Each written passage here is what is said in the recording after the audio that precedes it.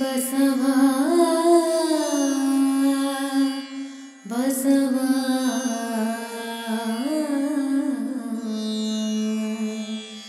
ಬಸವಾ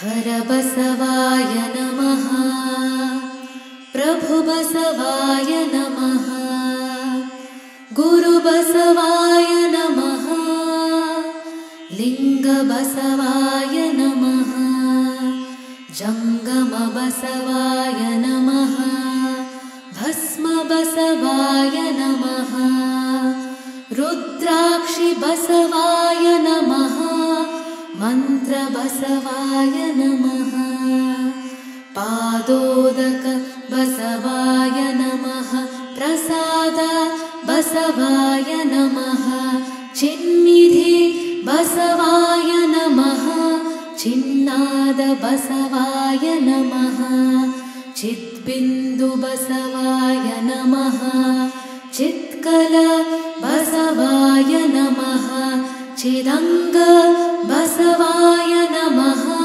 ನಿಷ್ಪ್ರಪಂಚ ಬಸವಾಯ ನಮಃ ನಿರಂಜನ ಬಸವಾಯ ನಮಃ ನಿರ್ಗುಣ ಬಸವಾಯ ನಮಃ ನಿತ್ಯತೃಪ್ತ ಬಸವಾಯ ನಮಃ ಅಕಾರ ಬಸವಾಯ ನಮಃ ಉಕಾರ ಬಸವಾಯ ನಮಃ ಮಕಾರ ಬಸವಾಯ ನಮಃ ನಕಾರ ಬಸವಾಯ ನಮಃ ಮಕಾರ ಬಸವಾಯ ನಮಃ ಶಿಕಾರ ಬಸವಾಯ ನಮಃ ವಕಾರ ಬಸವಾಯ ನಮಃ ಯಕಾರ ಬಸವಾಯ ನಮಃ ಓಂಕಾರ ಬಸವಾಯ ನಮಃ ಹ್ರೀಂಕಾರ ಬಸವಾಯ ನಮಃ ಸಂಗಮೇಶ್ವರ ಬಸವಾಯ ನಮಃ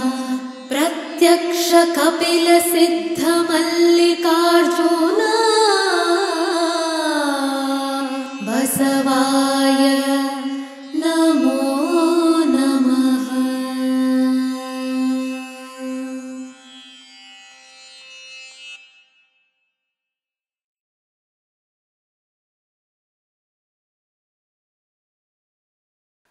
ಎಲ್ಲರಿಗೂ ಈ ಶುಭ ಸಂಜೆಯ ಶರಣು ಶರಣಾರ್ಥಿಗಳು.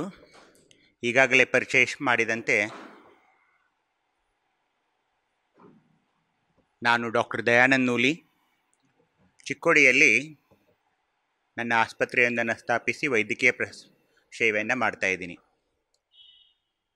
ಇವತ್ತು ಬಸವ ಸಮಿತಿಯವರು ಈ ಒಂದು ಸದವಕಾಶವನ್ನು ನನಗೆ ಮಾಡಿಕೊಟ್ಟಿದ್ದಾರೆ.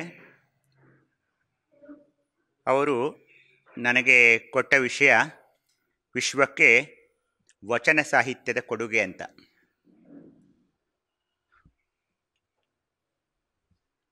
ನಾನು ಪ್ರಭುಲಿಂಗ ಲೀಲೆ ಅಂದರೆ ಚಾಮರಸರ ಪ್ರಭುಲಿಂಗ ಲೀಲೆಯ ಬಗ್ಗೆ ನಿಮಗೆಲ್ಲ ಗೊತ್ತು. ಆ ಪ್ರಭುಲಿಂಗ ಲೀಲೆಯನ್ನು ಬರೆಯೋಕ್ಕಿಂತ ಮುಂಚೆ ಚಾಮರಸ ಒಂದು ಮಾತು ಹೇಳ್ತಾನೆ. ವೀರಚಾರ ಚೋರರ ಕಥೆಯಲ್ಲ, ಸತ್ತವರ ಕಥೆಯಲ್ಲ, ಜನನದ ಕುತ್ತದಲ್ಲಿ ಕುದಿದು ಕರ್ಮದ ಕತ್ತಲೆಯಲ್ಲಿ ಸಿಲುಕುವರ ಹೊಲಗು ತಾನಲ್ಲ, ಹೊತ್ತು ಹೋಗದೆ ಪುಂಡರಾಲಿಪ ಮತಿಗಳ ಗೋಷ್ಠಿಯಲ್ಲಿದು ಸತ್ಯ ಶರಣರು ತಿಳಿಯುವುದಿ ಪ್ರಭುಲಿಂಗ ಲೀಲೆಯೇನು ಅಂತ. ಪ್ರಾಯಶಃ ಇದೇ ಶಬ್ದಗಳು ವಚನ ಸಾಹಿತ್ಯಕ್ಕೂ ಅನ್ವಯ ಆಗುತ್ತಿವೆ ಅಂತ ನನ್ನ ಒಂದು ಭಾವನೆ. ಆದ್ದರಿಂದ ವಚನ ಸಾಹಿತ್ಯ ಅನ್ನೋದು ಯಾರೋ ರಂಜನೆಗಾಗಿ ಬರೆದಂತಹ ಸಾಹಿತ್ಯ ಅಲ್ಲ, ಯಾರನ್ನೋ ಮೆಚ್ಚಿಸಲು ಬರೆದಂಥ ಸಾಹಿತ್ಯವಲ್ಲ. ಅದರಿಂದ ನನಗೆ ದುಡ್ಡು ಬರುತ್ತೆ, ಅದರಿಂದ ನನಗೆ ಒಂದು ಪದವಿ ಬರುತ್ತೆ, ಅದರಿಂದ ನನಗೆ ಸನ್ಮಾನ ಮಾಡ್ತಾರೆ, ನನ್ನನ್ನು ರಾಜನ್ ಮಾಡ್ತಾರೆ, ನನಗೊಂದು ಉನ್ನತವಾದ ಸ್ಥಾನವನ್ನು ಕೊಡ್ತಾರೆ ಅಂತ ಬರೆದ ಒಂದು ಸಾಹಿತ್ಯವಲ್ಲ. ಮತ್ತು ಬರೆದವ್ರು ಯಾರು ಅದನ್ನು ನೋಡೋಣ. ವಚನ ಶಬ್ದಕ್ಕೆ ಅನೇಕ ಅರ್ಥಗಳನ್ನು ಕೊಡ್ತಾ ಹೋದರು. ಅದೊಂದು ಪದ್ಯ ಪ್ರಕಾರ ಅಂದರು, ಕೆಲವೊಬ್ಬರು ಅದನ್ನು ಗದ್ಯ ಪ್ರಕಾರ ಅಂದರು, ಕೆಲವೊಬ್ಬರು ಅಂದರು ಅದು ಗದ್ಯನೂ ಅಲ್ಲ ಪದ್ಯನೂ ಅಲ್ಲ, ಅದು ನಡುವಿನ್ನು ಒಂದು ಸಾಹಿತ್ಯ ಅಂತ ಹೇಳಿದರು. ಆದರೆ ಅದು ಪ್ರತಿಜ್ಞೆ, ಆತ್ಮಸಾಕ್ಷಿಯ ಮಾತು ಅಂತ ಅರ್ಥ. ಇನ್ನೂ ನಿಮಗೆ ಆಳವಾಗಿ ಹೇಳಬೇಕೆಂದರೆ ನಡೆ ಮತ್ತು ನುಡಿ ಎರಡೂ ಯಾವಾಗ ಒಂದಾಗಿರುತ್ತದೋ ಈಗ ಏನಿರುತ್ತೆ, ನಡೆ ನಮಗೆ ಚೆನ್ನಾಗಿರುತ್ತೆ, ನುಡಿ ಚೆನ್ನಾಗಿರೋಲ್ಲ, ಹಾಗಲ್ಲ. ನಾವೇನೋ ಮಾತಾಡ್ತೀವಿ ಹಾಗೆ ನಡ್ಕೊಳ್ಳಲ್ಲ. ಆ ರೀತಿ ಅನ್ನೋದಕ್ಕೆ ಅದಕ್ಕೆ ವಚನ ಅನ್ನೋಲ್ಲ. ವಚನ ಅನ್ನೋದು ನಡೆ ಮತ್ತು ನುಡಿ ಇವೆರಡೂ ಒಂದೇ ಆಗಿ ಅದೊಂದು ವಿಶಿಷ್ಟ ಮಾರ್ಗವಾಗಿದೆ. ಇಲ್ದಿದ್ರೆ ಏನಾಗುತ್ತೆ, ನಮ್ಮ ನುಡಿ ಎಷ್ಟೋ ಚೆನ್ನಾಗಿದೆ, ನಡೆ ಸರಿಯಾಗಿರದಿದ್ರೆ ಅದಕ್ಕೆ ರಚನೆ ಅಂತಾರೆ ಬರೀ. ನಡೆದಂತೆ ನುಡಿದ ಆತ್ಮ ಸಾಕ್ಷಿಯ ವಾಣಿಗೆ ವಚನ ಅಂತ ಕರೀತಾರೆ. ನಡೆದಂತೆ ನುಡಿವ ಎಲ್ಲ ಶರಣರ ಜೀವನವನ್ನು ನೋಡಿ ನೀವು. ಅವರು ತಾವು ಏನು ತಮ್ಮ ವಚನಗಳಲ್ಲಿ ನುಡಿದ್ರಲ್ಲ ಹಾಗೆಯೇ ನಡೆದುಕೊಂಡಂಥ ಪುಣ್ಯಾತ್ಮರಾಗಿದ್ದರು. ವಚನ ಸಾಹಿತ್ಯ ಎಂದರೇನು? ಮೂಲತಃ ವಚನ ಸಾಹಿತ್ಯ ಜನರಿಂದ ಜನರಿಗಾಗಿ ಹುಟ್ಟಿ ಜನರ ಮಧ್ಯದಲ್ಲಿ ಬಾಳಿದ ಸಾಹಿತ್ಯವಾಗಿದೆ. ವಚನ ಸಾಹಿತ್ಯ ಕರ್ನಾಟಕದ ಬಹುದೊಡ್ಡ ಸಾಂಸ್ಕೃತಿಕ ಸಂಪತ್ತವಾಗಿದೆ. ಭಾರತದಲ್ಲಿ ನೀವು ನೋಡ್ರಿ, ಹಿಂದಿನ ಪ್ರಾಚೀನ ಸಾಹಿತ್ಯವನ್ನು ನೋಡಿದರೆ ಆತ್ಮೋದ್ಧಾರದ ಬಗ್ಗೆ ಉದಾತ್ತ ತತ್ವಗಳನ್ನು ಪ್ರತಿಪಾದಿಸುತ್ತಾ ಬಂದಿದ್ದರೂ ಆತ್ಮೋದ್ಧಾರ ಮಾಡಿಕೊಳ್ಳಿ ಅಂತ ಸಾಕಷ್ಟು ದಾರ್ಶನಿಕರು ನಿಮ್ಗೆ ಹೇಳ್ತಾ ಹೋದರು. ಆದರೆ ಸಮಾಜೋದ್ಧಾರ ಮಾಡಬೇಕು, ಸಮಾಜದ ಕಲ್ಯಾಣ ಮಾಡಬೇಕು ಅನ್ನೋದ್ರ ಬಗ್ಗೆ ಚಿಂತನೆ ಆಗ್ತಾ ಇರಲಿಲ್ಲ. ಅಲ್ಲಿ ವಿಪರೀತವಾದ ಶೋಷಣೆ ಹೆಚ್ಚುತ್ತಾ ಬಂದುದು ನಮ್ಮ ಇತಿಹಾಸದ ಒಂದು ವಿಪರ್ಯಾಸವಾಗಿದೆ ಬಂಧುಗಳೇ. 12ನೇ ಶತಮಾನದಲ್ಲಿ ಈ ವಿಷಮವಾದ ಪರಿಸ್ಥಿತಿಯನ್ನು ನಾಶಗೊಳಿಸಿ ಅದನ್ನು ಸಮತೋಲನಕ್ಕೆ ತರಲು ಹೋರಾಡಿದವರು ನಮ್ಮ ಕಲ್ಯಾಣದ ಶರಣರು. ಈ ಕಾರ್ಯಕ್ಕಾಗಿ ಅವರು ಕೈಗೊಂಡ ಜನಪರ ಆಂದೋಲನ ಮತ್ತು ವಚನಾಮೃತಗಳ ಈ ಸೃಷ್ಟಿ ಏನಿದೆಯಲ್ಲ, ನಮ್ಮ ದೇಶದಲ್ಲಿ ಒಂದು ವಿಶಿಷ್ಟ ಘಟನೆಯಾಗಿದೆ. ದೀನರು, ದಲಿತರು, ಮಹಿಳೆಯರು ಸೇರಿದಂತೆ ಸರ್ವರು ವಚನಗಳನ್ನು ಕಟ್ಟಿಕೊಟ್ರು. ಬರೀ ಉನ್ನತ ವರ್ಗದವ್ರು ಬಂದು ನೀವು ವಚನಗಳನ್ನು ರಚನೆ ಮಾಡಿ, ಇವ್ರು ಬೇಡ ಅವ್ರು ಬೇಡ, ಹೆಣ್ಮಕ್ಳು ಮಾಡಬೇಡಿ, ಇಂಥದ್ದೇನೂ ಇಲ್ಲ. ಯಾರು ಬೇಕಾದವರು ಬಂದು ಅನುಭವ ಮಂಟಪದಲ್ಲಿ ಆ ವಚನಗಳನ್ನು ಸೃಷ್ಟಿ ಮಾಡಿ ಅಲ್ಲಿ ಮಂಡಿಸಬಹುದಾಗಿತ್ತು. ಅದು ಅಲ್ಲದೆ ಜನಪದ ಸಾಹಿತ್ಯಕ್ಕೂ ಕೂಡ ನಮ್ಮ ವಚನ ಸಾಹಿತ್ಯವೇ ಮೂಲ ತಾಯಿ ಬೇರಾಗಿದೆ. ವಿಶ್ವವನ್ನು ಇಂಬಿಟ್ಟುಕೊಳ್ಳುವ ಮಹತ್ವದ ಅಂಶಗಳು ಯಾವಿವೆ ಅಂದರೆ ಈ ವಚನ ಸಾಹಿತ್ಯದಲ್ಲಿ ಆತ್ಮಕಲ್ಯಾಣದೊಂದಿಗೆ ಸಮಾಜ ಕಲ್ಯಾಣ, ಜೀವ ಪರಧ್ವನಿಯ ಅವತರಣ. ಅಂದರೆ ಏನು? ನಿತ್ಯ ಜೀವನದಲ್ಲಿ ನಮಗೇನು ಬೇಕೋ ಅದು ಎಲ್ಲ ನಿಮಗೆ ಅಲ್ಲಿ ಸಿಗ್ತಾ ಇದೆ ವಚನದಲ್ಲಿ. ಇದು ಇಲ್ಲ ಅಂತ ಇಲ್ಲ. ನಿತ್ಯ ಜೀವನ ನಾವು ಹೇಗೆ ಮಾಡ್ಕೊಂಡು ಹೋಗಬೇಕು, ಸಮಾಜದಲ್ಲಿ ನಾವು ಹೇಗಿರಬೇಕು, ಈ ಜಗತ್ತಿನಲ್ಲಿ ನಾವು ಹೇಗೆ ಬಾಳ್ವೆ ಮಾಡಬೇಕು ಅನ್ನೋದು ಪ್ರತಿ ಅಂಶವು ಪ್ರತಿ ಒಂದು ವಚನದಲ್ಲಿ ನಮಗೆ ಸಿಗ್ತಾ ಇದೆ. ಅದು ಅಲ್ಲದೆ ದೈಹಿಕ ಶ್ರಮದ ಜನತಾ ಸಾಹಿತ್ಯ ಇದು. ಒಂದು ರಾಜಸ್ಥಾನದಲ್ಲಿ ಕವಿಗೆ ಸನ್ಮಾನ ಮಾಡಿ ತಿಂಗಳಿಗೆ ಮಾಸಾಸನ ಕೊಟ್ಟು ನನ್ನ ಬಗ್ಗೆ ಬರೀ, ಈ ರಾಜ್ಯದ ಬಗ್ಗೆ ಬರೀ, ಈ ರಾಜ್ಯದ ಜನರ ಬಗ್ಗೆ ಬರೀ, ಈ ರಾಜ್ಯದ ಸಂಪತ್ತಿನ ಬಗ್ಗೆ ಬರೀ, ನಿಮ್ಗೆ ಇಷ್ಟೊಂದು ನಾವು ಸನ್ಮಾನ ಮಾಡ್ತೀವಿ, ನಿನಗೊಂದು ಪದವಿ ಕೊಡ್ತೀಯ ಅಂತ ಹೇಳಿ ಬರೆದ ಸಾಹಿತ್ಯವೆಲ್ಲ ಬಂಧುಗಳೇ ಇದು. ಹೀಗಾಗಿ ಅದೊಂದು ದೈಹಿಕ ಶ್ರಮದ ಶ್ರಮಿಕರ ಸಾಹಿತ್ಯವಾಗಿತ್ತು. ಅದು ಅಲ್ಲದೆ ದೇಶಿ ಸಾಹಿತ್ಯವಾಗಿತ್ತು. ಸಾಹಿತ್ಯವನ್ನು ಮುಖ್ಯವಾಗಿ 2 ಮಾರ್ಗಗಳಲ್ಲಿ ನೋಡ್ತಾರೆ. ಒಂದು ಮಾರ್ಗ ಅನ್ನೋದು, ಇನ್ನೊಂದು ದೇಸಿ ಸಾಹಿತ್ಯ ಅನ್ನೋದು. ನಿಮಗೆ ಅದನ್ನು ಉದಾಹರಣೆಯಾಗಿ ಹೇಳಬೇಕಂದ್ರೆ, ಮಾರ್ಗ ಸಾಹಿತ್ಯ ಅನ್ನೋದು ಒಂದು ಪ್ರಭುತ್ವ, ದೇಶಿ ಸಾಹಿತ್ಯ ಅನ್ನೋದು ಪ್ರಜಾಪ್ರಭುತ್ವ. ಮಾರ್ಗ ಅಂದಾಗ ಅದು ಒಂದೇ ಮಾರ್ಗದಲ್ಲಿ, ಒಂದು ಕುದುರೆಗೆ ಹೇಗೆ ಒಂದು ಇದನ್ನು ಹಾಕಿರ್ತಾರಲ್ಲ ಅದೇ ಮಾರ್ಗದಲ್ಲಿ ಹೋಗಬೇಕು, ಅದಕ್ಕೊಂದು ಕಟ್ಟಡಗಳಿರ್ತವೆ, ಈಗ ಷಟ್ಪದಿ, ಛಂದಸ್ಸು, ಸ್ವರಬದ್ಧ ಹೀಗೆಲ್ಲ ಆಗಬೇಕು. ದೇಸಿ ಸಾಹಿತ್ಯಕ್ಕೆ ಆ ಯಾವ ನಿರ್ಬಂಧಗಳು ಇರೋಲ್ಲ. ಹೀಗಾಗಿ ನಾವು ವಿದ್ವಾಂಸರಿಗೆ ಕೇಳಿದಾಗ ವಚನ ಸಾಹಿತ್ಯ ಎಲ್ಲಿ ನಿಲ್ಲುತ್ತೆ, ಅದೇನು ಮಾರ್ಗ ಸಾಹಿತ್ಯನೋ ಏನು ದೇಸಿ ಸಾಹಿತ್ಯನೋ ಅಂದಾಗ ಅವ್ರಿಗೂ ತಿಳಿದಾಯಿತು ಅದು ಪರಿವರ್ತಿತವಾದ ಒಂದು ಇತ್ತ ದೇಶಿ ಸಾಹಿತ್ಯವೂ ಅಲ್ಲ, ಇತ್ತ ಮಾರ್ಗ ಸಾಹಿತ್ಯವೂ ಅಲ್ಲ, ಇದೊಂದು ಜನಪರ ಸಾಹಿತ್ಯವಾದ ಪರಿವರ್ತಿತ ಸಾಹಿತ್ಯ ಅಂತ ವಿದ್ವಾಂಸರು ಈಗ ಹೇಳ್ತಿದ್ದಾರೆ. ಅಲ್ಲದೆ ಯಾವ ಸಾಹಿತ್ಯದಲ್ಲೂ ಕಾಣಿಸದಿರದಂತಹ ನಿಮಗೆ ಪುರುಷ ಸ್ತ್ರೀ ಅಂತ ಭೇದ ಭಾವ ಇಲ್ಲ, ಪ್ರಭು ಪ್ರಜೆ ಅಂತ ಇಲ್ಲ, ಮಹಿಳೆ ಪುರುಷ ಅಂತ ಇಲ್ಲ, ಬ್ರಾಹ್ಮಣ ಶೂದ್ರ ಅಂತ ಅಲ್ಲ. ಯಾರು ಬೇಕಾದವರು ಅಲ್ಲಿ ಬರಬಹುದು, ತಮ್ಮ ವಚನಗಳನ್ನ ರಚಿಸಿ ಮಂಡನೆ ಮಾಡಬಹುದು. 2 ತತ್ವಗಳನ್ನು ಇದು ಹೇಳ್ತಾ ಹೋಯಿತು. ಏನು? ಕಾಯಕ ತತ್ವ. ಯಾರು ಬೇಕಾದವ್ರಿಗೂ ಅನುಭವ ಮಂಟಪದಲ್ಲಿ ಪ್ರವೇಶ ಇರಲಿಲ್ಲ, ಕಾಯಕ ಬೇಕು. ಕಾಯಕ ಮಾಡಿದವರಿಗೆ ಮಾತ್ರ ಅಲ್ಲಿ ಪ್ರವೇಶ ಇತ್ತು. ಕಾಯಕ ತತ್ವವನ್ನು ಇಡೀ ಜಗತ್ತಿಗೆ ಹೇಳಿಕೊಟ್ಟ ಒಂದು ಮೊಟ್ಟ ಮೊದಲ ಸಾಹಿತ್ಯ ಅಂದರೆ ವಚನ ಸಾಹಿತ್ಯ. ನಂತರ ಬಂದಿದ್ದು ದಾಸೋಹ ತತ್ವ. ದಾಸೋಹ ತತ್ವ ಅಂದಾಗ ಬಹಳ ಜನ ಏನು ತಿಳ್ಕೊಳ್ತಾರೆ, ಪ್ರಸಾದ ಅಂತ ತಿಳ್ಕೊಳ್ತಾರೆ. ದಾಸೋಹ ತತ್ವ ಅದಲ್ಲ. ದಾಸೋಹ ತತ್ವ ಅನ್ನೋದು ನಾನು ದಾಸೋಹಿ ಅಂದಾಗ I am A ಗಿವರ್, I don't ask anything from any one ಅನ್ನೋದು ತತ್ವ ಇದೆ ಅಲ್ಲಿ. ಸಿಖ್ ಧರ್ಮದ ನಂತರ ಒಂದು ಅಭ್ಯಸನದ ಮೇರೆಗೆ ಇಡೀ ಜಗತ್ತಿನಲ್ಲಿ ನೆಲೆಸಿರುವ ಲಿಂಗಾಯತರನ್ನು ನೀವು ನೋಡಿದಾಗ ಅವರು ಭಿಕ್ಷುಕರಲ್ಲ. ಲಿಂಗಾಯತರು ಎಲ್ಲೆಲ್ಲಿದ್ದಾರೋ ಅವರೆಲ್ಲ ಎಲ್ಲ ಕಡೆ ಅರಿವೆ, ಅನ್ನ, ಆಚಾರ ಎಲ್ಲ ಪ್ರಸಾದವನ್ನು ರೂಪದಲ್ಲಿ ಅವ್ರು ಕೊಡ್ತಾರೆ ಹೊರತು ಅವರು ಈ ಕೈ ಮಾಡಿ ನನಗೆ ಕೊಡು ಅಂತ ಹೇಳೋಲ್ಲ. ಅದಕ್ಕೆ ನಮ್ಮ ಮಠಗಳೇ ಸಾಕ್ಷಿ. ಹೀಗಾಗಿ ದಾಸೋಹ ದಾಸೋಹಿ ಅಂದಾಗ ಐ ಆಮ್ ಎ ಗಿವರ್, ನಾನು ಕೇಳೋಲ್ಲ, ನಾನು ಎಲ್ರಿಗೂ ಕೊಡ್ತಾ ಹೋಗ್ತೀನಿ. ದಾನದ ರೂಪದಲ್ಲಿ ಅನ್ನಿ, ಪ್ರಸಾದ ರೂಪದಲ್ಲಿ ಅನ್ನಿ. ಅದಕ್ಕೆ ದಾಸೋಹ ತತ್ವ ಅಂತ ಹೇಳಿದರು. ಯಾಕೆ ಅವನು ಕೊಡೋಕ್ಕಾಗ್ತಾನೆ? ಕಾಯಕ ತತ್ವದಲ್ಲಿ ನಂಬಿಕೆ ಇಟ್ಟು ಬೆವರು ಸುರಿಸಿ ದುಡಿದಿರ್ತಾನೆ. ಹೀಗಾಗಿ ಅವನು he is able to do that. ಆಗಲೇ ಹೇಳಿದಾಗೆ ಇದು ರಾಜಾಶ್ರಯವಿಲ್ಲದ ಬೆಳೆದ ಸಾಹಿತ್ಯ. ಬಿಜ್ಜಳನ ಆಸ್ಥಾನದಲ್ಲಿದ್ದರೂ ಬಿಜ್ಜಳ ಏನು ವಚನ ಸಾಹಿತ್ಯ ರಚನೆಗೆ ಇಷ್ಟೊಂದು, ತಿಂಗಳಿಗೆ ಇಷ್ಟೊಂದು ದುಡ್ಡು, ವರ್ಷಕ್ಕೆ ಇಷ್ಟೊಂದು ದುಡ್ಡು, ನೀವೇ ಮುಖ್ಯಮಂತ್ರಿ ಇದ್ದೀರಿ ತಗೊಳ್ಳಿ ಅಂತ ಬಸವಣ್ಣವ್ರಿಗೇನು ಆಶ್ವಾಸನೆ ಕೊಟ್ಟಿರಲಿಲ್ಲ. ಏಕೆ ಹಾಗೆ ಹೇಳ್ತಿದ್ದೀನಿ ಅಂದರೆ, ಬಿಜ್ಜಳನ ಮೇಲೆ ಯಾವಾಗಲೂ ನಿರ್ಭರ ಆಗ್ತಿರಲಿಲ್ಲ ಅಥವಾ ಅವಲಂಬಿತರಾಗಿರಲಿಲ್ಲ ನಮ್ಮ ಬಸವಣ್ಣನವರು. ಅದಕ್ಕೆ ಒಂದು ವಚನ ಇದೆ ನೋಡಿ ಅಲ್ಲಿ. ವ್ಯಾಧನೊಂದು ಮಲನ ತಂದೆಡೆ ಸಲುವ ಹಾಗಕ್ಕೆ ಬಿಲಿವರಯ್ಯ, ನೆಲೆನಾಳ್ವನ ಹೆಣನೆಂದೆಡೆ ಒಂದೆಡಕೆಗೆ ಕೊಂಬುವರಿಲ್ಲ ನೋಡಯ್ಯ. ಒಂದು ಮೊಲಾನ್ ಬೇಟೆಯಾಡಿ ನೀವು ತಂದು ಪೇಟೆಯಲ್ಲಿ ಮಾರಿದರೆ ಅದಕ್ಕೆ ಎಷ್ಟೋದಾದ್ರೂ ದುಡ್ಡು ಬರುತ್ತೆ.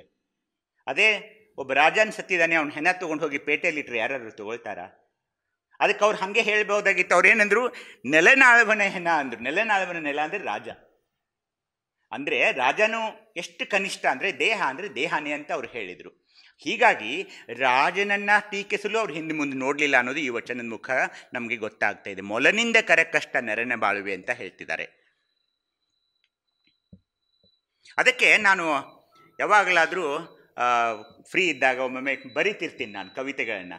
ಒಂದು ಕವಿತೆ ಬರದೆ ಈ ವಚನ ಅಂದರೆ ಏನು ಅಂತ. ವಚನ ಮನನ ಪ್ರೇಮ ಸದನ, ವಚನ ಮನನ ಪ್ರೇಮ ಸದನ, ಅಜ್ಞಾನ ಹರಣ ಮಧುರ ಜೇನ, ಅಜ್ಞಾನ ಹರಣ ಮಧುರ ಜೇನ, ಜನನ ಮರಣ ರಹಿತ ಧೇನ, ವಚನ ಮನನ ಪ್ರೇಮ ಸದನ, ವಚನ ಮನನ ಪ್ರೇಮ ಸದನ. ಶರಣ ಜೀವ ಸರಳ ಭಾವ, ಲಿಂಗ ಸಂಗ ಶ್ರೇಷ್ಠ ಪ್ರಭವ, ಆಸೆಯಾಮಿಷ ಅಳಿವ ಠಾವ, ಆಸೆಯಾಮಿಷ ಅಳಿವ ಠಾವ, ಸಂಭ್ರಮಾಚರಣೆಯ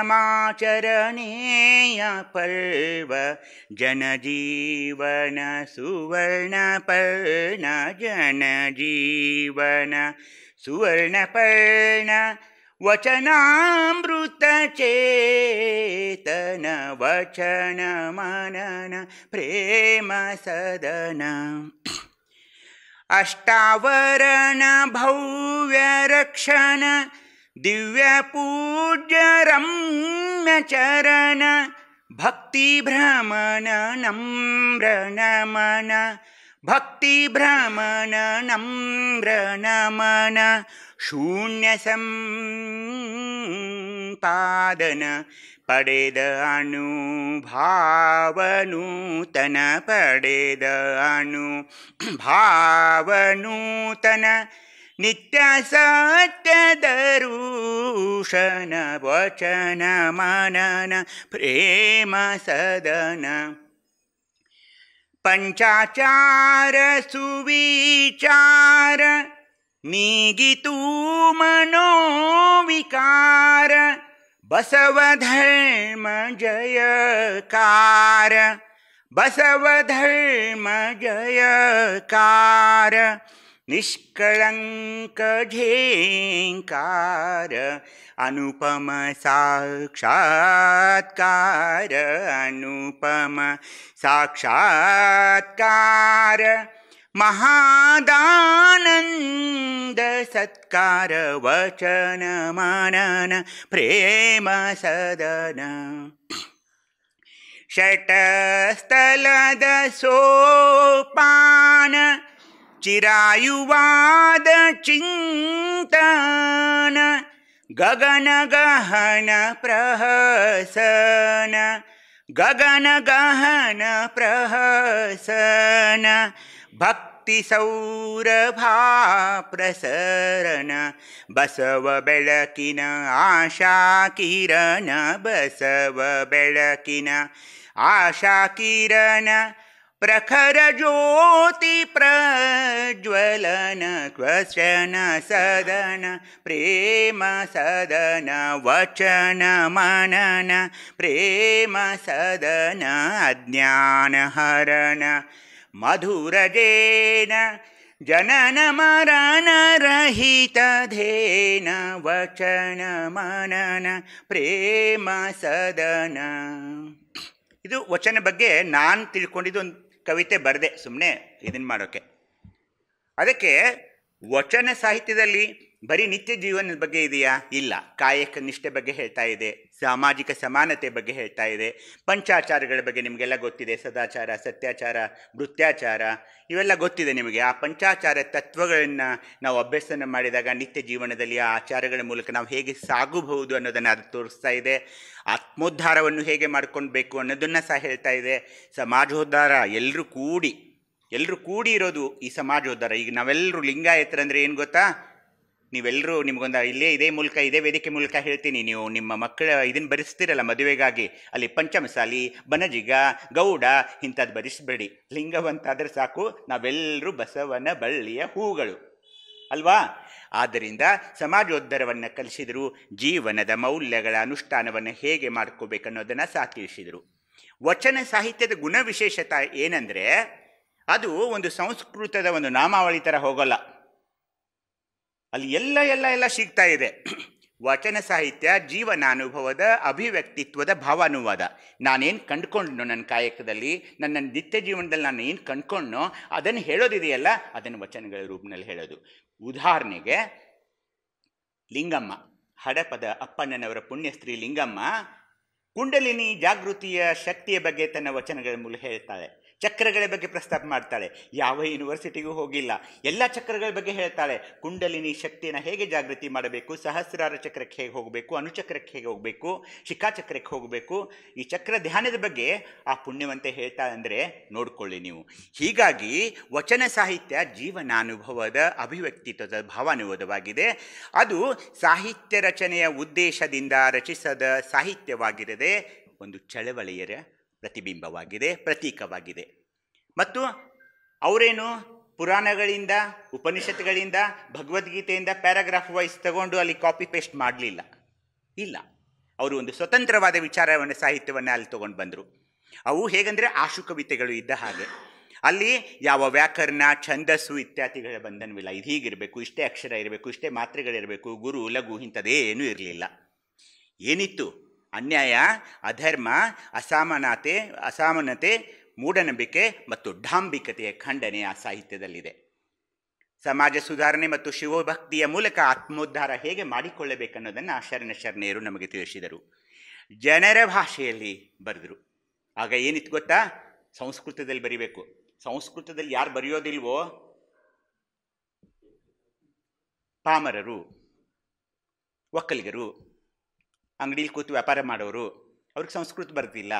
ಆದರೆ ಇವರು ಧೈರ್ಯ ನೋಡಿ, ಸಂಸ್ಕೃತ ಬಿಟ್ಟು ತಮ್ಮ ಭಾಷೆ, ನಿತ್ಯ ಮಾತನಾಡುವ ಭಾಷೆ, ಸರಳ ಭಾಷೆ, ನಮ್ಮ ತಾಯಿ ಭಾಷೆ. ಈಗ ನವೆಂಬರ್ ಕನ್ನಡ ರಾಜ್ಯೋತ್ಸವ ಬಗ್ಗೆ ನಾವು ಮಾತಾಡ್ತಿದ್ದೀವಿ. ಕನ್ನಡದಲ್ಲಿ ಬರೆದರು, ಸರಳ ಸುಂದರ ಶಬ್ದಗಳಲ್ಲಿ ಬರೆದರು, ಎಲ್ಲರಿಗೂ ತಿಳಿಯುವ ಹಾಗೆ ಬರೆದರು. ಹೀಗಾಗಿ ಜನರ ಭಾಷೆಯಲ್ಲಿ ಸರಳ ಶಬ್ದಗಳಲ್ಲಿ ನಿರೂಪಣೆಯನ್ನು ಅವರು ಮಾಡಿದರು. ಈ ರೀತಿಯ ಸಾಹಿತ್ಯವು ಭಾರತದಲ್ಲಾಗಲಿ ವಿಶ್ವದಲ್ಲಾಗಲಿ ನಮಗೆ ಸಿಗ್ತಾ ಇಲ್ಲ ಬಂಧುಗಳೇ. ಕನ್ನಡದಿಂದ ವಿಶ್ವ ಸಾಹಿತ್ಯಕ್ಕೆ ಏನಾದರೂ ಕಾಣಿಕೆ ನಾವು ನೀಡಬೇಕೆಂದರೆ ವಚನ ಸಾಹಿತ್ಯವನ್ನೇ ಕೊಡಬೇಕಾಗ್ತಾ ಇದೆ. ಅಷ್ಟೊಂದು ಅನುಪಮವಾದ, ಅಗಾಧವಾದ ಸಾಹಿತ್ಯವಾಗಿದೆ.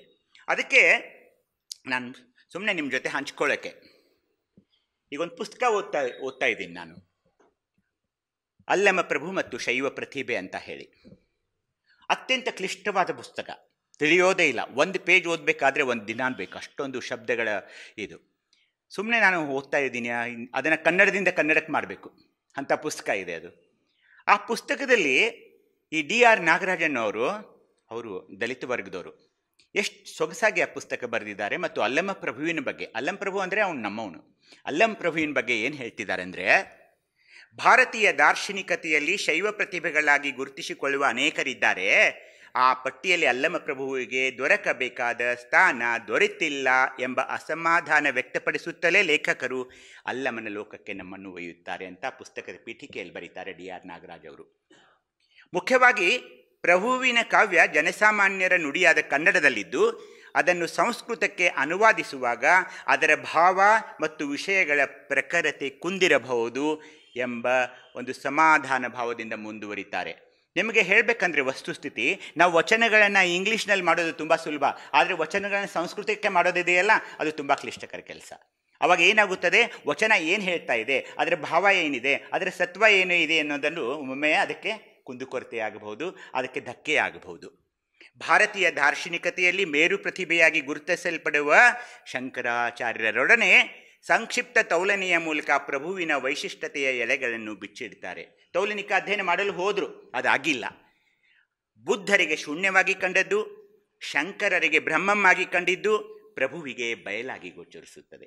ಮೊಟ್ಟ ಮೊದಲು ದಾರ್ಶನಿಕ ಜಗತ್ತಿನಲ್ಲಿ ಒಂದು ಹೊಸ ಶಬ್ದವನ್ನು ತಗೊಂಡು ಬಂದರು ನಮ್ಮ ಪ್ರಭುಗಳು, ಬಯಲು ಅಂತ.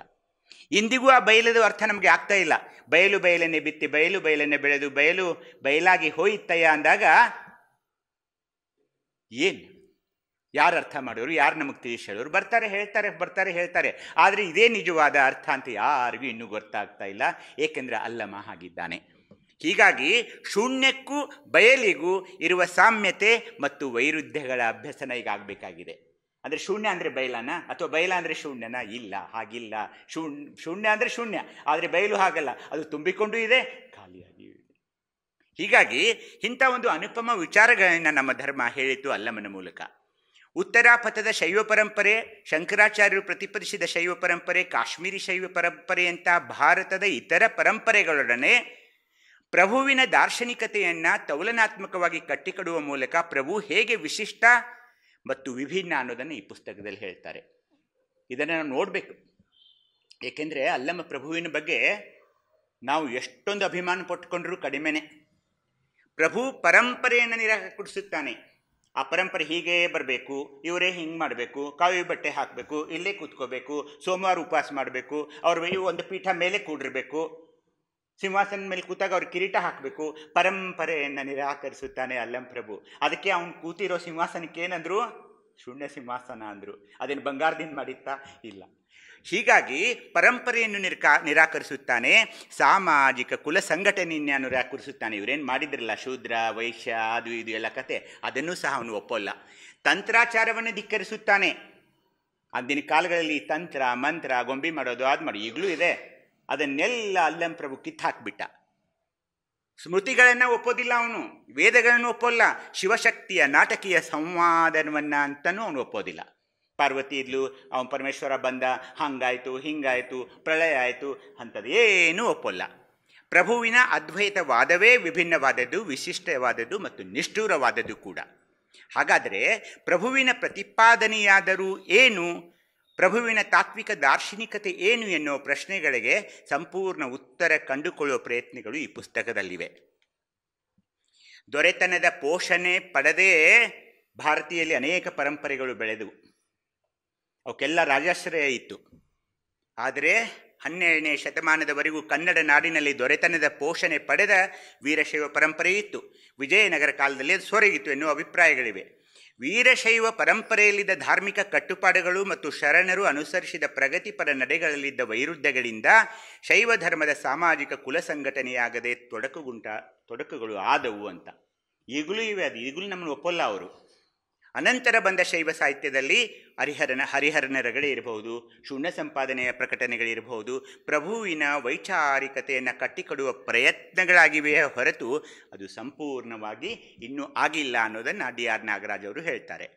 ಇನ್ನು ವಚನಗಳನ್ನು ಹೇಳೋದಾದರೆ, ಬಸವಣ್ಣ ಅತ್ಯಂತ ಸರಳ ಮನುಷ್ಯ, ಎಲ್ಲರೊಡನೆ ಇದ್ದಾವ, ಜನರಲ್ಲಿ ಇದ್ದಾವ.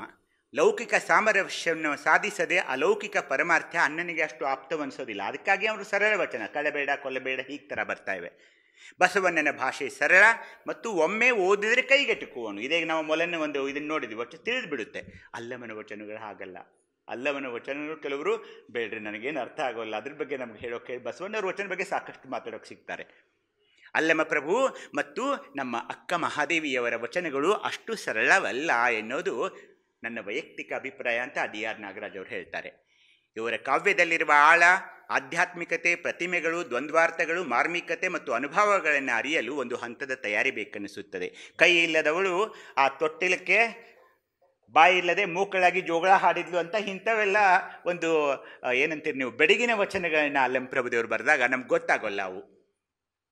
ಪ್ರಭುವಿನ ವಚನ ಕಾವ್ಯದ ಓದಿಗೆ ಅಗತ್ಯವಾದ ಅಂತಹ ತಯಾರಿಯನ್ನು ಈ ಪುಸ್ತಕ ಮಾಡಿಕೊಡುತ್ತದೆ ಅಂತ ಇಲ್ಲಿ ಹೇಳ್ತಿದ್ದಾರೆ. ಇಲ್ಲಿ ಕನ್ನಡದಲ್ಲಿ ಹಿಂದೆಂದೂ ಮಾಡಿರದ ದಾರ್ಶನಿಕ ಸೃಜನಶೀಲತೆಯನ್ನು ಮೊದಲ ಬಾರಿಗೆ ಮಾಡಿದ್ದು ಅಲ್ಲಮ ಪ್ರಭುದೇವರು. ಆದ್ದರಿಂದಲೇ ಪ್ರಭು ಕನ್ನಡದ ಆದಿ ತತ್ವಜ್ಞಾನಿ ಅಂತ ಅನಿಸ್ಕೊಳ್ತಾ ಇದ್ದಾರೆ ಇಡೀ ಭಾರತದ ಇತಿಹಾಸದಲ್ಲಿ. ಕನ್ನಡ ಮಣ್ಣಿನ ಈ ಮೇರು ತತ್ವಜ್ಞಾನಿಯನ್ನು ಅರಿಯುವ ಮಾರ್ಗ ಈ ಪುಸ್ತಕದ ಓದಿನಿಂದ ದೊರೆಯುತ್ತದೆ.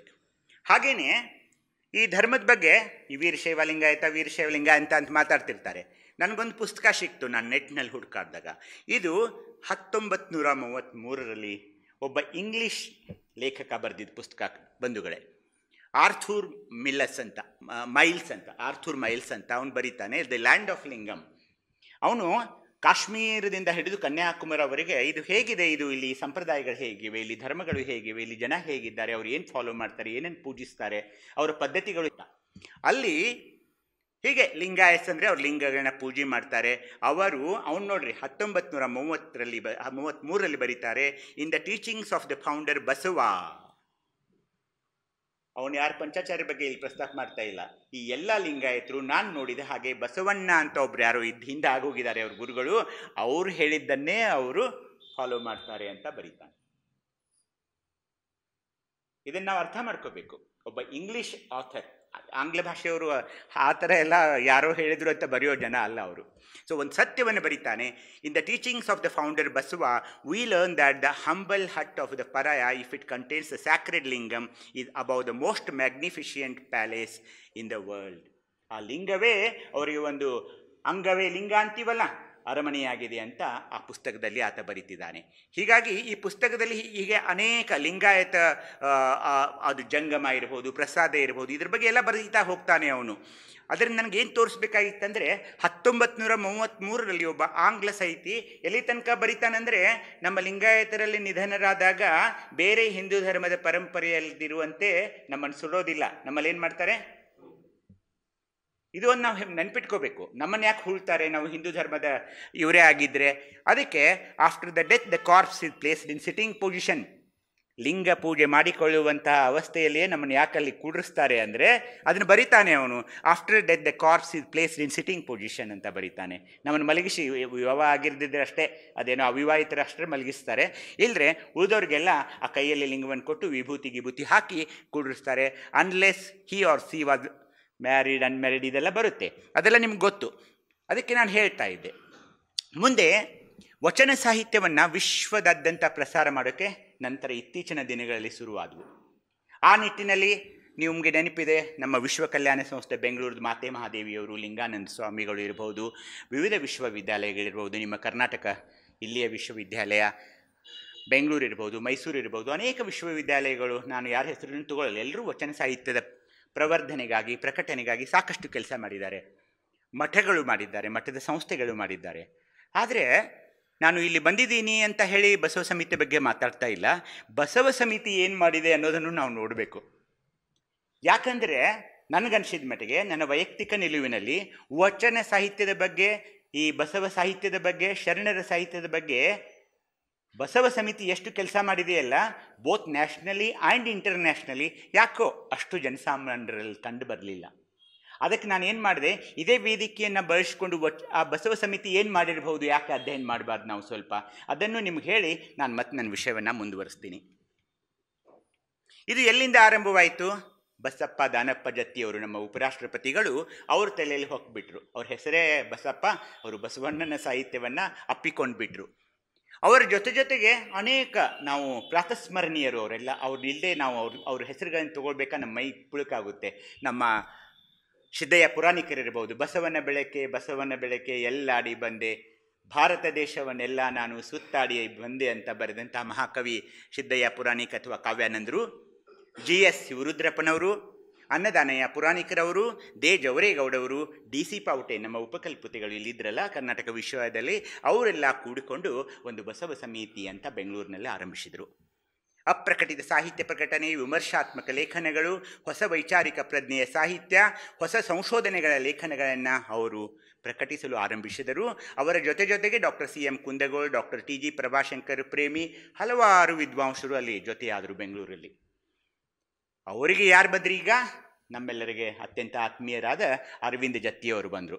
ಅವರು ಮೇಲಿನ ಮೇಲೆ ನಾನು ಭೇಟಿಯಾದಾಗ ಹೇಳ್ತಿರ್ತಾರೆ, ಡಾಕ್ಟರ್ ಬನ್ನಿ ಇಲ್ಲ ಅಂತ ಕರೀತಾರೆ, ಕರೆದು ಹೇಳ್ತಾರೆ, ಅರಿವು ಆಚಾರಗಳ ಸಂಗಮವೇ ಕೂಡಲ ಸಂಗಮ ಅಂತ. ಅವರು ವ್ಯಾಖ್ಯಾನಗಳಿವೆ.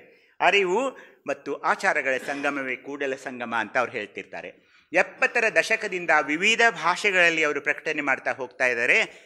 ಬೆಂಗಳೂರು, ಧಾರವಾಡ, ಕಲಬುರಗಿ ಕೇಂದ್ರಗಳನ್ನಾಗಿಟ್ಟುಕೊಂಡು ಅಭಿವೃದ್ಧಿ ಮತ್ತು ವಿಶ್ವದಾದ್ಯಂತ ವಚನ ಸಾಹಿತ್ಯದ ಸೌರಭದ ಹರಡುವಿಕೆಗೆ ಕಾರಣವಾದ ಇದಕ್ಕೆಲ್ಲ ಕಾರಣೀಭೂತರು ಅರವಿಂದ ಜತ್ತಿಯವರಂದರೆ ಏನು ತಪ್ಪಾಗಲಿಕ್ಕಿಲ್ಲ. ಯಾರು ಮಾಡ್ತಾರೋ ಅವ್ರ ಹೆಸರು ತಗೋಬೇಕು, ಅವರಿಗೆ ನಾವು ಉಪಕೃತರಾಗಿರಬೇಕು. 2007ರಿಂದ ನಾನು ನೋಡ್ತಾ ಬಂದಿದ್ದೀನಿ. ಬರೀ ಕನ್ನಡದಲ್ಲಿ ಅಷ್ಟೇ ಅಲ್ಲ, ಇಂಗ್ಲೀಷು. ನಿಮಗೆ ಆಶ್ಚರ್ಯವಾಗಬಹುದು, ಇಂಗ್ಲೀಷ್ ಅಷ್ಟೇ ಅಲ್ಲದೆ ಪರ್ಷಿಯನ್, ಸ್ಪ್ಯಾನಿಷ್. ನಾನು ಸ್ಪೇನ್ಗೆ ಹೋಗಿ ಬಂದಿದ್ದೀನಿ. ನಾನು ನಿಮಗೆ ಅಪರಿಚಿತ ಇರಬಹುದು, ನಾನು ಅಮೆರಿಕ ಒಂದು ಬಿಟ್ಟು ಬಂದರೆ ಎಲ್ಲ ದೇಶಗಳನ್ನ ನೋಡಿ ಬಂದಿದ್ದೀನಿ. ಅಲ್ಲಿ ಬಸವಣ್ಣನವ್ರ ಬಗ್ಗೆ ಹೇಳಬೇಕಲ್ಲ, ನಾವು ಹೇಳಬೇಕಾದ್ರೆ ಅವ್ರ ಭಾಷೆಯಲ್ಲಿ ಹೇಳಬೇಕಾಗುತ್ತೆ. ಸ್ಪೇನ್ಗೆ ಹೋದಾಗ ನೀವು ಸ್ಪ್ಯಾನಿಷ್ ಭಾಷೆಯಲ್ಲಿ ಹೇಳಿದ್ರಿ, ಅದನ್ನು ಕೊಟ್ಟಾಗ ನನಗೆ ಅರವಿಂದ್ ಜತ್ತಿಯವರು ಹೇಳಿದ್ರು, ಆ ಓದಿದಂತಹ ಅಲ್ಲಿಯ ಒಬ್ಬ ಸಾಹಿತಿ ಕುಣಿಯೋಕೆ ಆರಂಭ ಮಾಡಿದಂತೆ. ಅಷ್ಟೊಂದು ಉತ್ಸಾಹ ಆಯಿತು, ಏನ್ರಿ ಇದು, ಏನಿದೆ ನಿಮ್ಮ ಸಾಹಿತ್ಯ ಅಂತ ಹೇಳಿ. ಆದ್ರೆ ಯಾರಾದರೂ ಮಾಡಬೇಕಲ್ಲ, ಭಾಷಾಂತರ ಮಾಡಬೇಕಲ್ಲ. ಆ ಶ್ರಮ 24x7 ನಮ್ಮ ಅರವಿಂದ್ ಜತ್ತಿಯವ್ರ ತಲೆಯಲ್ಲಿ ಬರೀ ಇದೇ ಇರುತ್ತೆ. ಬಸವ ಬಸವ ಬಸವ ಬಸವ, ಏನು ಮಾಡಲಿ ಏನು ಬಿಡಲಿ. ಆ ಥರ ಅನೇಕ ಭಾಷೆಗಳಿಗೆ ಇದನ್ನು ಅವರು ಒಯ್ದರು. ಹಿಂದಿ ಮತ್ತು ಇತರ ಭಾಷೆಗಳಲ್ಲಿ ನಿಮಗೆಲ್ಲ ಗೊತ್ತಿದೆ, ಅದು ತರ್ಜುಮೆ ಮಾಡಿದರು. ಅತ್ಯದ್ಭುತ ಪರಿಶ್ರಮದ ಕಾರ್ಯ ಅದು. ನಿನಗೆ ಬರ್ತೇನಪ್ಪ ಹಿಂದಿ, ಮಾಡಿ ನೀನು ಅಂತ ಹೇಳೋಕೆ ಶುರು ಮಾಡಿದರು. ಸೆಂಟ್ರಲ್ ಹಿಂದಿ ಡೈರೆಕ್ಟರೇಟ್ಗೆ ಒಂದು ಪತ್ರ ಬರೆದ್ರು. ಅವ್ರು ಹೇಳ್ತಾ ಇದ್ರು, ಪ್ರೇಮಿಯವರು, ಇಲ್ಲ ಮತ್ತು ನಾವು ಇದನ್ನು ಹಿಂದಿಗೆ ಮಾಡಬೇಕಾಗ್ತದೆ, ನೀವು ಸೆಂಟ್ರಲ್ ಗೌರ್ಮೆಂಟ್ನಿಂದ ಏನದು ಫಂಡ್ಸ್ ಇದೆ ನಮ್ಗೆ ಕೊಡಿ ಅಂತ. ಅಂಥದ್ದೇನಿದೆ ರೀ ನಿಮ್ಮ ಸಾಹಿತ್ಯದಲ್ಲಿ ಅಂತ ಕೇಳಿದ್ರು ಅವರು. ಅವಾಗ 350 ಪೇಜ್ಗಳ ಒಂದು ಡಾಕ್ಯುಮೆಂಟ್ ಮಾಡಿಕೊಟ್ರಿ ಇವರು. ಅವ್ರು ಕುಣಿತಾ ಬಂದರು, ಕೊಡಿ ನಾವು ಮಾಡ್ತೀವಿ ಅಂತ ಹೇಳಿ. ಅದೊಂದು ಅದ್ಭುತ ಪ್ರಕಟಣೆಯಾಗಿದೆ. ಈಗ ಪ್ರಯೋಜನಗಳು ಮತ್ತು ಉದ್ದೇಶಗಳು ಏನಿವೆ ಅಂತ ಹೇಳಿದಾಗ ಅವರು ಮಾಡಿಕೊಟ್ರು. ಅದು ಅಲ್ಲದೆ ವರ್ಧಾ ಮಹಾತ್ಮ ಗಾಂಧಿ ವಿಶ್ವವಿದ್ಯಾಲಯದಲ್ಲಿ ಕರ್ನಾಟಕ ಕಿ ಶಿವಶರಣೋ ಕಿ ವಚನ್ ಅಂತ ಹಿಂದಿಯಲ್ಲಿ ಪುಸ್ತಕ ಬಂತು. ಬನಾರಸ್ ವಿಶ್ವವಿದ್ಯಾಲಯದಲ್ಲಿ ಹಿಂದಿಯಲ್ಲಿ ಅಲ್ಲಮ ಪ್ರಭುದೇವರ ವಚನಗಳನ್ನು ಪ್ರಕಟ ಮಾಡುವ ಒಂದು ಕಾರ್ಯ ನಡೀತು ಅರವಿಂದ ಜತ್ತಿಯವರ ಮುಖಾಂತರ. ದೇಶಕ್ಕೆ ವಚನ ಸಾಹಿತ್ಯದ ಪರಿಚಯವನ್ನು ಮಾಡಿಕೊಟ್ಟರು ನಮ್ಮ ಬಸವ ಸಮಿತಿಯವರು. ಹೇಗೆ? ಭಾರತೀಯ ಸಂತರ ದರ್ಶನ, ಭಕ್ತಿ ಸಾಹಿತ್ಯದ ನೆಲೆಯಲ್ಲಿ ವಚನ ಸಾಹಿತ್ಯದ ಪರಿಕಲ್ಪನೆ ಅಂತ ತೌಲನಿಕ ಅಧ್ಯಯನಗಳನ್ನು ಮಾಡಲು ಆರಂಭಿಸಿದರು. ಪ್ರಧಾನಮಂತ್ರಿಯವರಿಗೆ ಹಿಂದಿಯ ವಚನ ಸಾಹಿತ್ಯವನ್ನು ಒಯ್ದುಕೊಟ್ರು ಬಂಧುಗಳೇ. ಅದಕ್ಕಾಗಿ ಅವರೇನಾಯಿತು, ಇವತ್ತೇನು ಹೇಳಿದರು, ಲಂಡನ್ನಲ್ಲಿ ಕೂತ್ಕೊಂಡು ಮೋದಿಯವರು ಬಸವಣ್ಣನವರ ಬಗ್ಗೆ ಹೇಳಬೇಕಾದ್ರೆ ಅವ್ರಿಗೆ ಯಾರಾದರೂ ಒಂದು ಹಿಂದಿ ಪುಸ್ತಕವನ್ನು ಕೊಡಬೇಕಲ್ವೇ, ಇಂಗ್ಲೀಷ್ ಪುಸ್ತಕವನ್ನಾದರೂ ಕೊಡಬೇಕಲ್ವೇ? ಅದಕ್ಕೆ ಅವ್ರು ಹೇಳಿದರು, ಜಂಗಮ ತತ್ವದ ಬಗ್ಗೆ ಹೇಳುವಾಗ ಲಂಡನ್ನಲ್ಲಿ ಕೂತ್ಕೊಂಡು ಹಾಲ್ನಲ್ಲಿ ಹೇಳಿದರು, ಜಂಗಮ ಅಂದರೆ ನಿಂತ ನೀರಲ್ಲ, ಚಲನೆಯೇ ಲಿಂಗಾಯತ ಧರ್ಮ. ಅಲ್ಲಿ ಒಂದು ಕಡೆ ಕೂತ್ಕೊಂಡು ನಾನು ಭಜನೆ ಮಾಡೋ ಕಲಾವಿಲ್ಲ ಬಂಧುಗಳೇ. ಅದು ಯಾವಾಗಲೂ ನಿರಂತರ ಚಲನಶೀಲ ಸಮಾಜ ಯಾವುದಾದ್ರೂ ಇದ್ದರೆ ಅದು ಲಿಂಗಾಯತ ಯಾವಾಗಲೂ. ಅದಕ್ಕೆ ಚಲನೆ ಅನ್ನೋದೇ ಜಂಗಮ. ನಿಂತ ನೀರು ಕೊಳಚೆ ಆಗುತ್ತೆ, ಹರಿವ ನೀರು ಯಾವಾಗಲೂ ಚೆನ್ನಾಗಿರುತ್ತೆ, ಶುದ್ಧವಾಗಿರುತ್ತೆ, ನಿರ್ಮಲವಾಗಿರುತ್ತದೆ. ಭಾರತೀಯ ಭಕ್ತಿ ಸಾಹಿತ್ಯದ ಕೇಂದ್ರ ಬಿಂದು, ಭಾರತದ ಅಂತಿದ್ದೀನಿ ನಾನು, ಕರ್ನಾಟಕದ ಅಲ್ಲ, ಭಾರತದ ಭಕ್ತಿ ಸಾಹಿತ್ಯದ ಕೇಂದ್ರ ಬಿಂದು ಅಂತ ಇವತ್ತು ವಿದ್ವಾಂಸರು ಯಾರನ್ನ ಗುರುತಿಸ್ತಿದ್ದಾರಂದರೆ ಬಸವಣ್ಣನವರು. ಅದು ಸಾಧ್ಯವಾಗಿತ್ತೇನು ನೋಡಿ ನೀವು. ಚಪ್ಪಲಿ ಹೊಲೆಯವ್ರನ್ನ ಕರ್ಕೊಂಡ್ಬಂದರು, ಅಂಬಿಗ ಹೊಲೆ ದಾಟೋರ್ನ ಕರ್ಕೊಂಡ್ಬಂದರು, ಬಟ್ಟೆ ಹೊಲೆಯವ್ರನ್ನ ಕರ್ಕೊಂಡ್ಬಂದರು. ಯಾರನ್ನ ಬಿಟ್ಟರು ಅವರು? ರಾಜರು ಬಂದರು, ಮಂತ್ರಿಗಳು ಬಂದರು, ಎಲ್ಲರೂ ಬಂದರು, ಹೆಣ್ಮಕ್ಕಳು ಬಂದರು. ಜೀವ ಮತ್ತು ದೇವದ ಸಂಬಂಧವನ್ನು ಶರಣ ಸಾಹಿತ್ಯ ಅತ್ಯಂತ ಸರಳವಾಗಿ ಹೇಳ್ತಾ ಹೋಯಿತು. ಎಲ್ಲಿದ್ದಾನೆ ದೇವರು? ನಿನ್ನ ಇಷ್ಟಲಿಂಗದಲ್ಲಿದ್ದಾನೆ. ಅವನ್ನೇ ನೀನು ಕಣ್ಣಲ್ಲಿಟ್ಟುಕೋ, ಪ್ರಾಣಲಿಂಗವಾಗಿ ಬಿಡ್ತಾನೆ. ನೀನು ಒಳಗೆ ನಿನ್ನ ಇಡೀ ಭಾವನೆಯಲ್ಲೆಲ್ಲ ಇಟ್ಕೊಂಡು ಬಿಡು, ಭಾವಲಿಂಗವಾಗ್ತಾನೆ. ನಿನ್ನ ಇಡೀ ಅಂಗವನ್ನೆಲ್ಲ ಅದನ್ನು ಪರಿಸರಿಸಿಕೊಂಡು ಬಿಡು, ಅಂಗಲಿಂಗವಾದಾಗ ಲಿಂಗಾಂಗ ಸಾಮರಸ್ಯವಾಗುತ್ತದೆ. That's the end of the story. ಅದಕ್ಕಾಗಿ ನೀನು ಹೋಗಿ ಯಾವ ಗರ್ಭಗುಡಿಯಲ್ಲಿ ಕೂತ್ಕೊಂಡು ಅಲ್ಲಿ ಅಭಿಷೇಕಕ್ಕೆ ಇಷ್ಟು, ರುದ್ರಾಭಿಷೇಕಕ್ಕೆ ಇಷ್ಟು, ಅದಕ್ಕಿಷ್ಟು, ಇದನ್ನಷ್ಟು, ಅದನ್ನೆಲ್ಲ ನನಗೆ ಕೊಡು. ಅಪ್ಪ ನೀನೇ ದೇವರು, ನೀನೇ ದೇವರಾಗಿಬಿಡು, ನೀನು ಎಲ್ಲಿ ಹೋಗೋದು ಬೇಡ, ಅದನ್ನ ಇಷ್ಟಲಿಂಗ್ ಪೂಜೆ ಮಾಡು ಅಂತ ಹೇಳಿದರು. ಹೀಗಾಗಿ ಆ ವಸ್ತುನಿಷ್ಠ ಸತ್ಯವನ್ನು, ಜೀವ ಮತ್ತು ದೇವದ ಸಂಬಂಧವನ್ನು ಶರಣ ಸಾಹಿತ್ಯ ಅತ್ಯಂತ ಮನಮುಟ್ಟುವ ಹಾಗೆ ಜನರಿಗೆ ತಿಳಿಸ್ಪಟ್ಟಿತು ಈ ಸಾಹಿತ್ಯದಿಂದ. ಇವತ್ತೇನಾಗ್ತಾ ಇದೆ, ನಮ್ಮ ಬಸವ ಸಮಿತಿಯಿಂದ 350 ವಿವಿಧ ವಿದ್ವಾಂಸರಿಂದ ಭಾಷಾಂತರ ಕಾರ್ಯ ಮುಗೀತು. ಶ್ರೀನಗರದಲ್ಲಿ ಇದ್ಕೊಂಡು 1 ತಿಂಗಳು 2 ತಿಂಗಳು ಅರವಿಂದ ಜತ್ತಿ ಮತ್ತು ಅವ್ರ ಟೀಮ್ ಎಲ್ಲ ಇದ್ಕೊಂಡು ಅದನ್ನು 5 ಭಾಷೆಗಳಿಗೆ ಅನುವಾದ ಮಾಡಿದರು. ಎಲ್ಲ ಮುಗಿಸಿದಾಗ ನಮ್ಮ ಪ್ರೇಮಿಯವರವ್ರು ಕೇಳಿದ್ರಂತೆ ಆ ಭಾಷಾಂತರ ಮಾಡಿದ ವಿದ್ವಾಂಸರಿಗೆ, ಸರ್ ಇದು ಹೇಗೆ ಅನಿಸ್ತಾ ಇದೆ ನಿಮಗೆ, ಸಾಹಿತ್ಯ ಈಗ ಭಾಷಾಂತರ ಮಾಡಿದಿರಿ, ಹೇಗೆ ಅನಿಸ್ತಾ ಇದೆ ಅಂತ ಕೇಳಿದ್ರಂತೆ. ಅವ್ರು ಏನಂದ್ರೆ ಗೊತ್ತಾ, ಇನ್ಸಾನಿಯತ್ ಕಾ ಖಜಾನಾ, ये इंसानियत का खजाना है, आप जो पुस्तक में हमको दिया, जो साहित्य हमको दिया है, ये तो इंसानियत का खजाना ಇದೆ ಅಂತ ಅವ್ರು ಹೇಳಿದ್ರಂತೆ. ಶಬ್ದಗಳನ್ನು ನೋಡಿ ಅವ್ರಿಗೆ ಎಷ್ಟು ಖುಷಿಯಾಗಿರ್ಬೋದು. ಹೀಗೆ ಅನುವಾದ ಸಾಹಿತ್ಯದಲ್ಲಿ ಬಸವ ಸಮಿತಿಯ ಕಾರ್ಯ ಒಂದು ಮೈಲಿಗಲ್ಲಾಗಿಬಿಡ್ತು. ಅದು ಮರೆಯೋಕ್ಕೆ ಸಾಧ್ಯ ಇಲ್ಲ. ಬಂಧುಗಳೇ, ವಚನ ಸಾಹಿತ್ಯ ಅಂತ ಇರ್ತದೆ, ಅರವಿಂದ್ ಜತ್ತಿಯವರಿರೋಲ್ಲ, ನೀವು ನಾವು ಎಲ್ಲ 60 ವರ್ಷದ ಮೇಲಿನವರಂತ ಒಂದಿಬ್ಬರನ್ನ ಬಿಟ್ಟರೆ ನಾವೆಲ್ಲ ವೃದ್ಧರೇ ಇದ್ದೀವಿ, ನಾವು ಇರೋಲ್ಲ. ಬಟ್ ಅನುವಾದ ಸಾಹಿತ್ಯ ಇರುತ್ತೆ, ಸಾಹಿತ್ಯ ಇರುತ್ತೆ. ಅರವಿಂದ್ ಜತ್ತಿಯವರಂತ ಒಬ್ಬರು ಸಿಕ್ಕರಲ್ಲ ನಮಗೆ, ಯಾರಾದರೂ ಒಬ್ಬರು ನಾಯಕತ್ವ ವಹಿಸಬೇಕಾಗುತ್ತದೆ. ಅವ್ರು ನಾವು ಹಿಂದೆಲ್ಲ ಬರ್ತೀವಿ, ಆದರೆ ನಾಯಕತ್ವ ಬೇಕಲ್ಲ. ಹೀಗಾಗಿ ಅನುವಾದ ಸಾಹಿತ್ಯವನ್ನು ಮಾಡಿದರು. ಅದು ನಾವು ವಚನ ಪಿತಾಮಹ 1923ರಲ್ಲಿ ಫಗು ಹಳಕಟ್ಟಿಯವ್ರನ್ನಂತೂ ನಾವು ಮರೆಯೋಕ್ಕೆ ಸಾಧ್ಯ ಇಲ್ಲ. 1964ರಲ್ಲಿ ಅವರು ಲಿಂಗೈಕ್ಯರಾದರು. ಅದು ಎಷ್ಟು ಕಾಕತಾಳೀಯವಾಗಿದೆ ನೋಡಿ. ಅವರು 1964ರಲ್ಲಿ ಲಿಂಗೈಕ್ಯವಾದ ಒಂದು ವಾರದಲ್ಲಿಯೇ ಬಿ ಡಿ ಜತ್ತಿಯವರು ಬಸವ ಸಮಿತಿಯನ್ನು ಬೆಂಗಳೂರಿನಲ್ಲಿ ಸ್ಥಾಪಿಸ್ತಾ ಇದ್ದಾರೆ. ವಚನ ಸಾಹಿತ್ಯದ ತತ್ವ, ಶರಣರ ಜೀವನ ಸಾಧನೆಯನ್ನು ಜಗತ್ತಿಗೆ ತಿಳಿಸುವ ಮಹತ್ ಕಾರ್ಯವನ್ನು ನಮ್ಮ ಬಸವ ಸಮಿತಿ ಮಾಡ್ತಾ ಇದೆ. ಪ್ರಕಟಣೆ, ಕಾರ್ಯಕ್ರಮಗಳು, ಅನುವಾದಗಳು, ವಿಚಾರ ಸಂಕಿರಣಗಳು ಈಗ ಆನ್ಲೈನ್. ಶನಿವಾರ ಧಾರವಾಡದಲ್ಲಿ, ರವಿವಾರ ಗುಲ್ಬರ್ಗಾದಲ್ಲಿ, ಸೋಮವಾರ ಬೆಂಗಳೂರಿನಲ್ಲಿ ಇದು ಆನ್ಲೈನ್ ಕಾರ್ಯಕ್ರಮಗಳು. ಏನು ಸಾಮಾನ್ಯವಾದದಲ್ಲ. ಇಲ್ಲಿ ನಾವು ಕಡಿಮೆ ಜನ ಇರಬಹುದು, ಆದರೆ ಇಡೀ ವಿಶ್ವದಾದ್ಯಂತ ಲಕ್ಷಾಂತರ ಜನ ಇದನ್ನು ನೋಡ್ತಾ ಇದ್ದಾರೆ.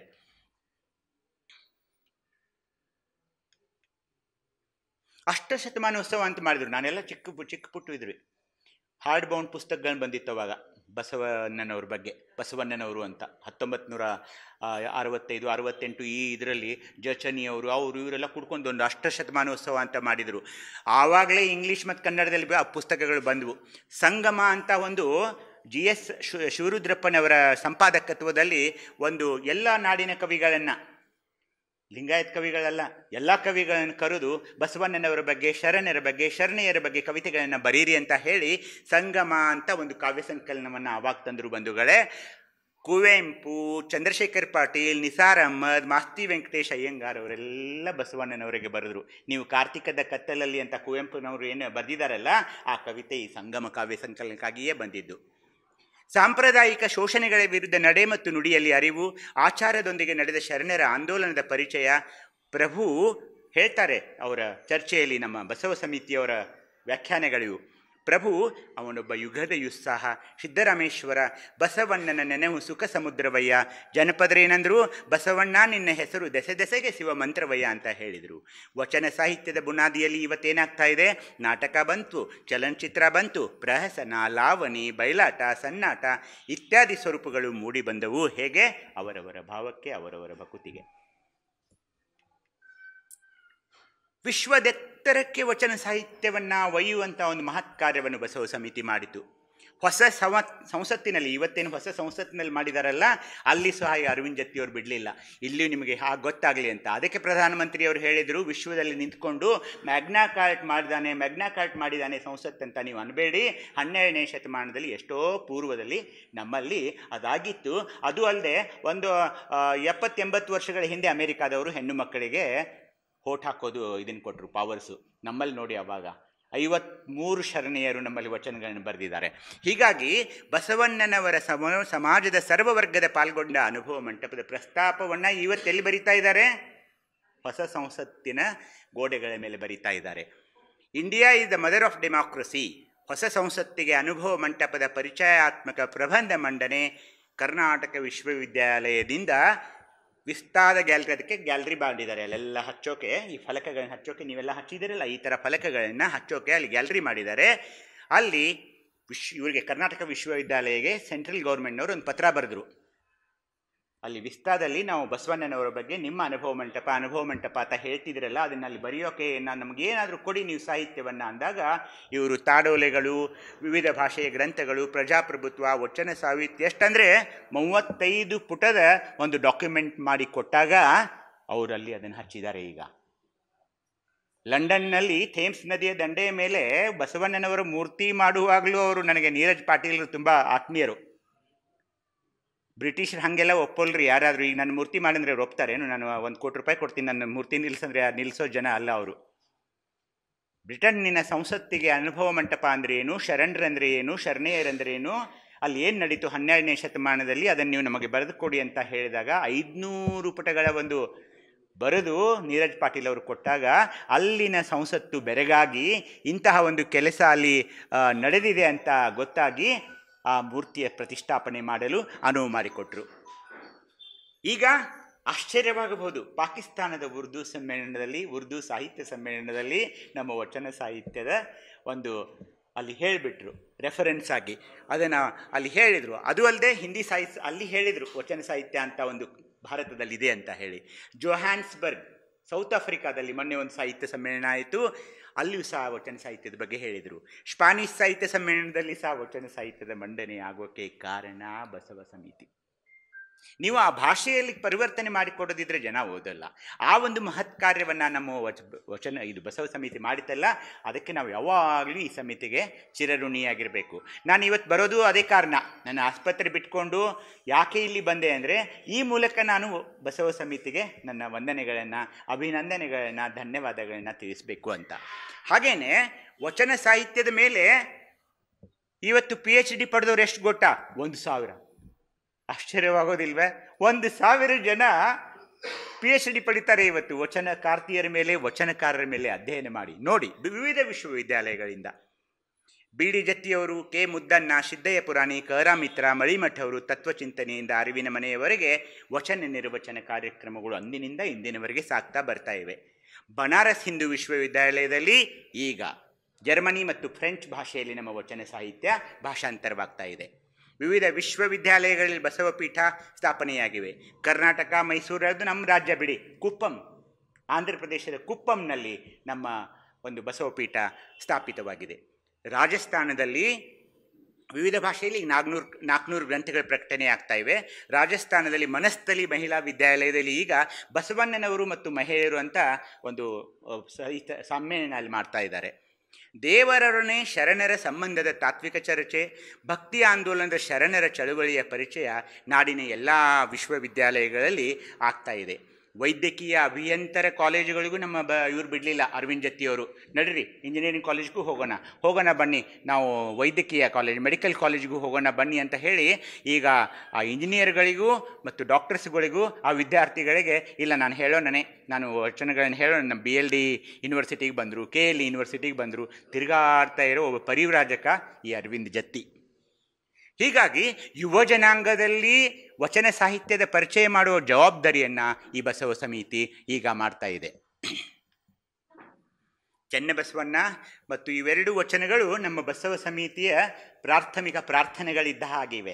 ಮೇಲಿನ ಮೇಲೆ ಅವ್ರು ಹೇಳ್ತಿರ್ತಾರೆ, ಅರವಿಂದ ಜತ್ತಿಯವರು, ಭೂಮಿಯೊಳಗೆ ಬೀಜ ಬಿದ್ದಲ್ಲಿ ಕೆಟ್ಟಿತೆಂದೆನಬೇಡ, ಮುಂದನ ಫಲದೊಳಗರ್ಷಿಕೋ. ನಾವೀಗ ಬೀಜ ಬಿತ್ತೋದಷ್ಟೇ ಕೆಲಸ. ಅವರಪ್ಪ ಬಿತ್ತಿದ್ರು, ಈಗ ಅವರೇ ಹೆಮ್ಮರವಾಗಿ ಅದರ ಕೆಳಗೆ ಕೆಲಸ ಮಾಡ್ತಾ ಇದ್ದಾರೆ. ಭೂಮಿಯೊಳಗೆ ಬೀಜ ಬಿದ್ದಲ್ಲಿ ಕೆಟ್ಟಿತೆಂದೆನಬೇಡ, ಮುಂದನ ಫಲದೊಳಗರಿಸಿಕೋ. ಕಾಶಿ ಕರಗಿಸಿದ ಬಂಗಾರ ಕೆಟ್ಟಿತೆಂದೆನಬೇಡ, ಮುಂದನ ಬಣ್ಣದೊಳಗರಿಸಿಕೋ. ಹೊತ್ತಿಸಿದ ದೀಪ್ತಿ ಕೆಟ್ಟಿತೆಂದೆನಬೇಡ, ಮುಂದನ ಅಗ್ನಿಯೊಳಗರಿಸಿಕೋ. ಲಿಂಗದೊಳಗೆ ಪ್ರಾಣಿ, ಪ್ರಾಣದೊಳಗೆ ಲಿಂಗ, ಇದು ಕಾರಣ ಕೂಡಲ ಚನ್ನಸಂಗನ ಶರಣರ ಪಾದ ಪ್ರತಿಬಿಂಬದೊಳಗರಿಸಿಕೋ. ಸಂಗನ ಬಸವಣ್ಣನ ಅಂತ ಈ ವಚನ ಅವ್ರನ್ನ ಯಾವಾಗಲೂ ಹೇಳ್ತಿರ್ತಾರೆ ಅರವಿಂದ್ ಅವರು. ಹಾಗೆಯೇ ಬೆಳೆಯ ಭೂಮಿಯಲ್ಲೊಂದು ಪ್ರಳಯದ ಕಸ ಹುಟ್ಟಿ ತಿಳಿಯಲಿಯದು, ಎಚ್ಚರಲಿಯದು, ಎನ್ನವ ಗುಣವೆಂಬ ಕಸವ ಕಿತ್ತು ಸಲಹಯ್ಯ ಲಿಂಗ ತಂದೆ, ಸುಳಿದೆಗೆದು ಬೆಳೆವನು ಕೂಡಲ ಸಂಗಮ ದೇವ ಅಂತ ಅನ್ನೋರು ಇನ್ನೊಂದು ವಚನವನ್ನು ಅವರು ಯಾವಾಗಲೂ ಹೇಳ್ತಾ ಇರ್ತಾರೆ. ಅದಕ್ಕೆ ಕಾಯಕವೇ ಕೈಲಾಸ, ದಯವೇ ಧರ್ಮದ ಮೂಲ, ಅರಿವೇ ಗುರು ಅಂತ ವಿಶ್ವಚಿಂತನೆಗಳು ಇವತ್ತು ಆಗ್ತಾ ಇವೆ. ನಮ್ಮ ವಚನ ಸಾಹಿತ್ಯದ ಮುಖಾಂತರ ಇಡೀ ಜಗತ್ತಿನಲ್ಲಿ. ಮತ್ತು ನಾನೇನು ಮಾಡಬೇಕಾಗಿದ್ರೆ, ನನ್ನ ಒಬ್ಬ ಈ ಧರ್ಮದಲ್ಲಿ ಹುಟ್ಟಿದವನಾಗಿ ನನಗೇನೂ ಕೆಲಸ ಇಲ್ವಾ, ನನ್ನ ಮೇಲೆ ಏನೂ ಜವಾಬ್ದಾರಿ ಇಲ್ಲ ಅಂದಾಗ ನಾವು ಸ್ವಲ್ಪ ಚಿಂತನೆ ಮಾಡಬೇಕು. ಇದಕ್ಕಾಗಿ ನಾವು ಏನು ಮಾಡಬಹುದು ಅಂತ ಚಿಂತನೆ ಮಾಡಿದಾಗ ವಚನಗಳ ಪ್ರಚಾರವನ್ನು ನಾವು ಮಾಡಬಹುದು. ನಮಗೆ ಗುರ್ತಿದ್ದವ್ರಿಗೆ ಹೇಳ್ಬೋದು, ಚಿಕ್ಕ ಚಿಕ್ಕ ರೂಪಗಳಲ್ಲಿ ಹೇಳ್ಬೋದು. ಯಾವುದೋ ಒಂದು ಮದುವೆ, ಯಾವುದೋ ಒಂದು ಫಂಕ್ಷನ್ದಲ್ಲಿ ಚಿಕ್ಕ ಪುಟ್ಟ ಪುಸ್ತಕಗಳನ್ನು ಮಾಡಿಯಾಗಿ ಹಂಚಬಹುದು. ವಿಭೂತಿ, ರುದ್ರಾಕ್ಷಿ, ಇಷ್ಟಲಿಂಗಗಳನ್ನು ನಾವು ಯಾವುದಾದರೂ ಕಾರ್ಯಕ್ರಮಕ್ಕೆ ಹೋದಾಗ ಕೊಡ್ಬೋದು. ನಾವೇನೋ ಬೇರೆ ಏನಾದರೂ ಕೊಡೋಕ್ಕಿಂತ ವಿಭೂತಿಗಳನ್ನು ಕೊಡ್ಬೋದು, ರುದ್ರಾಕ್ಷಿಗಳನ್ನು ಕೊಡ್ಬೋದು. ಒಂದು ನಾಮಕರಣ ಕಾರ್ಯಕ್ರಮ ಇರುತ್ತೆ, ಅಲ್ಲಿ ಹೋಗಿ ಆ ಮಗುವಿಗೆ ಒಂದು ರುದ್ರಾಕ್ಷಿಯನ್ನು ಯಾಕೆ ನಾವು ಹಾಕಬಾರ್ದು? ಎಲ್ಲೋ ಒಂದು ಗೃಹ ಪ್ರವೇಶ ಕಾರ್ಯಕ್ರಮ ಇರುತ್ತೆ, ಒಂದು 10 ವಿಭೂತಿಗಳನ್ನು ಯಾಕಲ್ಲಿ ನಾವು ತೊಗೊಂಡು ಹೋಗಿ ಕೊಡಬಾರ್ದು? ಅಲ್ಲಿ ಚಿಕ್ಕ ಮಗುವಿಗೆ ಅಥವಾ ಗರ್ಭಧಾರಣೆ ಇರುತ್ತೆ, ಗರ್ಭ ಸಂಸ್ಕಾರ ಇರುತ್ತೆ, ಅಲ್ಲೇನಾದರೂ ನಾವು ಮಾಡಬಹುದಾ? ಶರಣೆಯರಿದ್ದಿರಿಲ್ಲಿ ಅದರ ಬಗ್ಗೆ ಚಿಂತನೆ ಆಗಬೇಕು. ಬಸವಾದಿ ಶರಣರ ಭಾವಚಿತ್ರಗಳನ್ನು ನಾವು ಕೊಡಬಹುದು. ಹಾಗೆಯೇ ಶರಣರ ಗ್ರಂಥಗಳನ್ನು ನಾವು ಕೊಡಬಹುದು. ನಿತ್ಯ ಒಂದು ವಚನವಿರುವ ಒಂದು ಡೈರಿಗಳನ್ನು ಕೊಡಬಹುದು. ಶರಣರ ವಚನ ಭಾವಚಿತ್ರಗಳಿರುವ ಕ್ಯಾಲೆಂಡರ್ಗಳನ್ನ ನಾವು ಉದ್ಯಮಿಗಳಾಗಿದ್ದರೆ, ನಮ್ಮ ಅಂಗಡಿ ಇದ್ದರೆ ಅಥವಾ ನಮ್ಮದು ಆಸ್ಪತ್ರೆಯ ಮುಖಾಂತರ ಒಂದು ಕ್ಯಾಲೆಂಡರ್ ನಾವು ಕೊಡೋದಾದರೆ ಅದರ ಎಲ್ಲ ಶರಣೆಯ ಭಾವಚಿತ್ರಗಳಿರುವ ಕ್ಯಾಲೆಂಡರ್ಗಳನ್ನ ಮುದ್ರಿಸಿ ಹಂಚಬಹುದು. ಗರ್ಭ ಸಂಸ್ಕಾರ ಕಾರ್ಯಕ್ರಮದಲ್ಲಿ ತಾಯಂದರೆ ನೀವು, ಏಕೆಂದರೆ ಲಿಂಗಧಾರಣೆ ಅನ್ನೋದು ನಂತರ ಮಗು ಹುಟ್ಟಿದ ನಂತರ ಅಲ್ಲ, ಗರ್ಭದಲ್ಲಿ ಯಾವಾಗ ಹೃದಯದ ಬಡಿತ ಆರಂಭವಾಗುತ್ತದಲ್ಲ ಆವಾಗಲೇ ಅಲ್ಲಿ ಲಿಂಗ ಸೃಷ್ಟಿಯಾಗಿರುತ್ತೆ. ಹೀಗಾಗಿ ಆ ಗರ್ಭಿಣಿ ಸ್ತ್ರೀಯರಿಗೂ ಗರ್ಭ ಸಂಸ್ಕಾರದ ಮೂಲಕ ಅವುಗಳಿಗೆಯೇ ಆಗಿಯೇ ನಮ್ಮ ಹತ್ರ ವಚನಗಳಿವೆ, ಅದನ್ನು ತಾವು ಮಾಡಿಕೊಳ್ಬಹುದು. ನಾಮಕರಣ, ವಿವಾಹೋತ್ಸವ, ವಾರ್ಷಿಕೋತ್ಸವ, ಲಿಂಗೈಕ್ಯ ಸಮಾರಂಭಗಳಲ್ಲಿ ಏನಾಗ್ತಾ ಇದೆ ಅಂದರೆ, ಒಬ್ಬ 80 ವರ್ಷದ ಮುದುಕ ಎಲ್ಲ ಸಾಧಿಸಿಬಿಟ್ಟಿದ್ದಾನೆ, ಎಲ್ಲ ನೋಡಿದ್ದಾನೆ, ಮೊಮ್ಮಕ್ಕಳೆಲ್ಲ ಮರಿಮೊಮ್ಮಕ್ಕಳೆಲ್ಲ ಹೂಗಿವೆಲ್ಲ ಹಾರಿಸ್ಕೊಂಡಿದ್ದಾನೆ. ಅವನು ಸತ್ತಾಗ ಭೋ ಅಂತ ಅಳೋದೇನಿದೆ ಅದರಲ್ಲಿ? ಅಲ್ಲಿ ಕೂತ್ಕೊಂಡು ಒಂದು ಸುಂದರವಾದ ಒಂದು 10, 15, 20 ತಾಯಂದಿರು ಅಣ್ಣಂದಿರು ಎಲ್ಲ ಕೂಡ್ಕೊಂಡು ವಚನ ಗಾಯನ ಯಾಕೆ ಮಾಡಬಾರ್ದು? ಕೈ ಮುಕ್ಕೊಂಡು ಅನ್ನೋದಪ್ಪ ಎಲ್ಲರೂ. ಜಗದಗಲ ಮುಗಿಲಗಲ ಮಿಗೆಯಗಲ ನಿಮ್ಮಗಲ ಇಂಥ ಎಲ್ಲ ಪ್ರಾರ್ಥನೆ ಮಾಡಿದರೆ ಅಲ್ಲೊಂದು ಪರಮ ಶಾಂತಿ, ನಿಮಗೂ ಶಾಂತಿ, ಆ ಆತ್ಮಕ್ಕೂ ಶಾಂತಿ. ಅಳೋದ್ರಲ್ಲಿ ಏನಿದೆ ಅಲ್ಲಿ? ಅವನೇನು ಹೊಳ್ಳಿ ಬರ್ತಾನೆ? ನಾನು ಮತ್ತೆಲ್ಲ ನೋಡಿದ್ದಾನೆ. ಅವನು ಏನೋ ಆಕ್ಸಿಡೆಂಟ್ನಲ್ಲಿ 20 ವರ್ಷ ಹುಡುಗ ಹೋಗಿದ್ರೆ ದುಃಖ ಆಗುತ್ತೆ. ಒಂದು 90 ವರ್ಷನೋ 80 ವರ್ಷದ ಮುದುಕನಿಗೆ ನಾವು ದುಃಖ ಪಡಬಾರ್ದು. ಹೀಗಾಗಿ ಇನ್ನೊಂದು ವಿಷಯ, ನೀವೆಲ್ಲ ಒಪ್ತಿರಿಲ್ಲೋ ತಾಯಂದಿರ ಕ್ಷಮೆ ಕೋರಿ ಕೇಳ್ತಾ ಇದ್ದೀನಿ, ವಿಧವೆಯರನ್ನು ನಾವು ಅಪಮಾನ ಮಾಡಬಾರ್ದು. ನಮ್ಮ ಎಲ್ಲ ಶರಣೆಯರು ವಿಧವೆಯರು. ಯಾರು ಹೇಳಿ? ಅಕ್ಕನಾಗಲಾಂಬಿಕೆ, ಕ್ರಾಂತಿ ಗಂಗೋತ್ರಿ ಅಕ್ಕನಾಗಲಾಂಬಿಕೆ ಗಂಡನನ್ನು ಕಳ್ಕೊಳ್ತಾಳೆ. ಅಣ್ಣ ಹೋಗ್ಬಿಡ್ತಾನೆ ಕೂಡಲ ಸಂಗಮಕ್ಕೆ, ತಮ್ಮ ಮಗನ ಕಳ್ಕೊಳ್ತಾಳೆ, ಉಳುವಿಗೆ ಹೋಗ್ತಾಳೆ, ಯುದ್ಧ ಆಡ್ತಾಳೆ. ವಚನ ಸಾಹಿತ್ಯದ ರಕ್ಷಣೆಗಾಗಿ ಒಬ್ಬ ವಿಧವೆಯವಳು ವಿಧವೆಯಾಗಿ ಎಲ್ಲಿ ತನಕ ಹೋಗ್ತಾಳೆ? ತರೀಕೆರೆ ತನಕ ಹೋಗ್ತಾಳೆ. ನೀವೆಲ್ಲ ಇದನ್ನು ನೆನಪಿಟ್ಕೋಬೇಕು. ವಿಧವೆಯವರಿಗೆ ಆರತಿ ಮಾಡಬೇಡ ಅನ್ನೋದು, ಮೂಲೆಯಲ್ಲಿ ಕುತ್ಕೋ ಅನ್ನೋದು, ಇವೆಲ್ಲ ನಮ್ಮ ಧರ್ಮದಲ್ಲಿ ಇಲ್ಲ. ಅವಳದೇನು ತಪ್ಪಿತ್ತು? ಅವ್ನು ಕುಡಿದು ಸತ್ತ, ಗುಟ್ಕಾ ತಿಂದ ಸತ್ತ, ಅವಳದೇನಿತ್ತು? ಅವಳೇನು ಮಾಡಿದ್ಲು ಪಾಪ? ನಿತ್ಯ ಸುಮಂಗಲಿಯರು. ವಿಧವೆಯರು ನಮ್ಮ ಶರಣ ತತ್ವದ ಪ್ರಕಾರ ನಿತ್ಯ ಸುಮಂಗಲಿಯರು. ಅವರಿಗೆ ನೀವು ಆರತಿ ಮಾಡೋಕೆ ಹಚ್ಚಿ. ಕಿತ್ತೂರು ಚೆನ್ನಮ್ಮ ಯುದ್ಧ ಮಾಡುವಾಗ ವಿಧವೆಯಾಗಿದ್ಲೋ ಏನು ಸುಮಂಗಲಿಯಾಗಿದ್ಲೋ?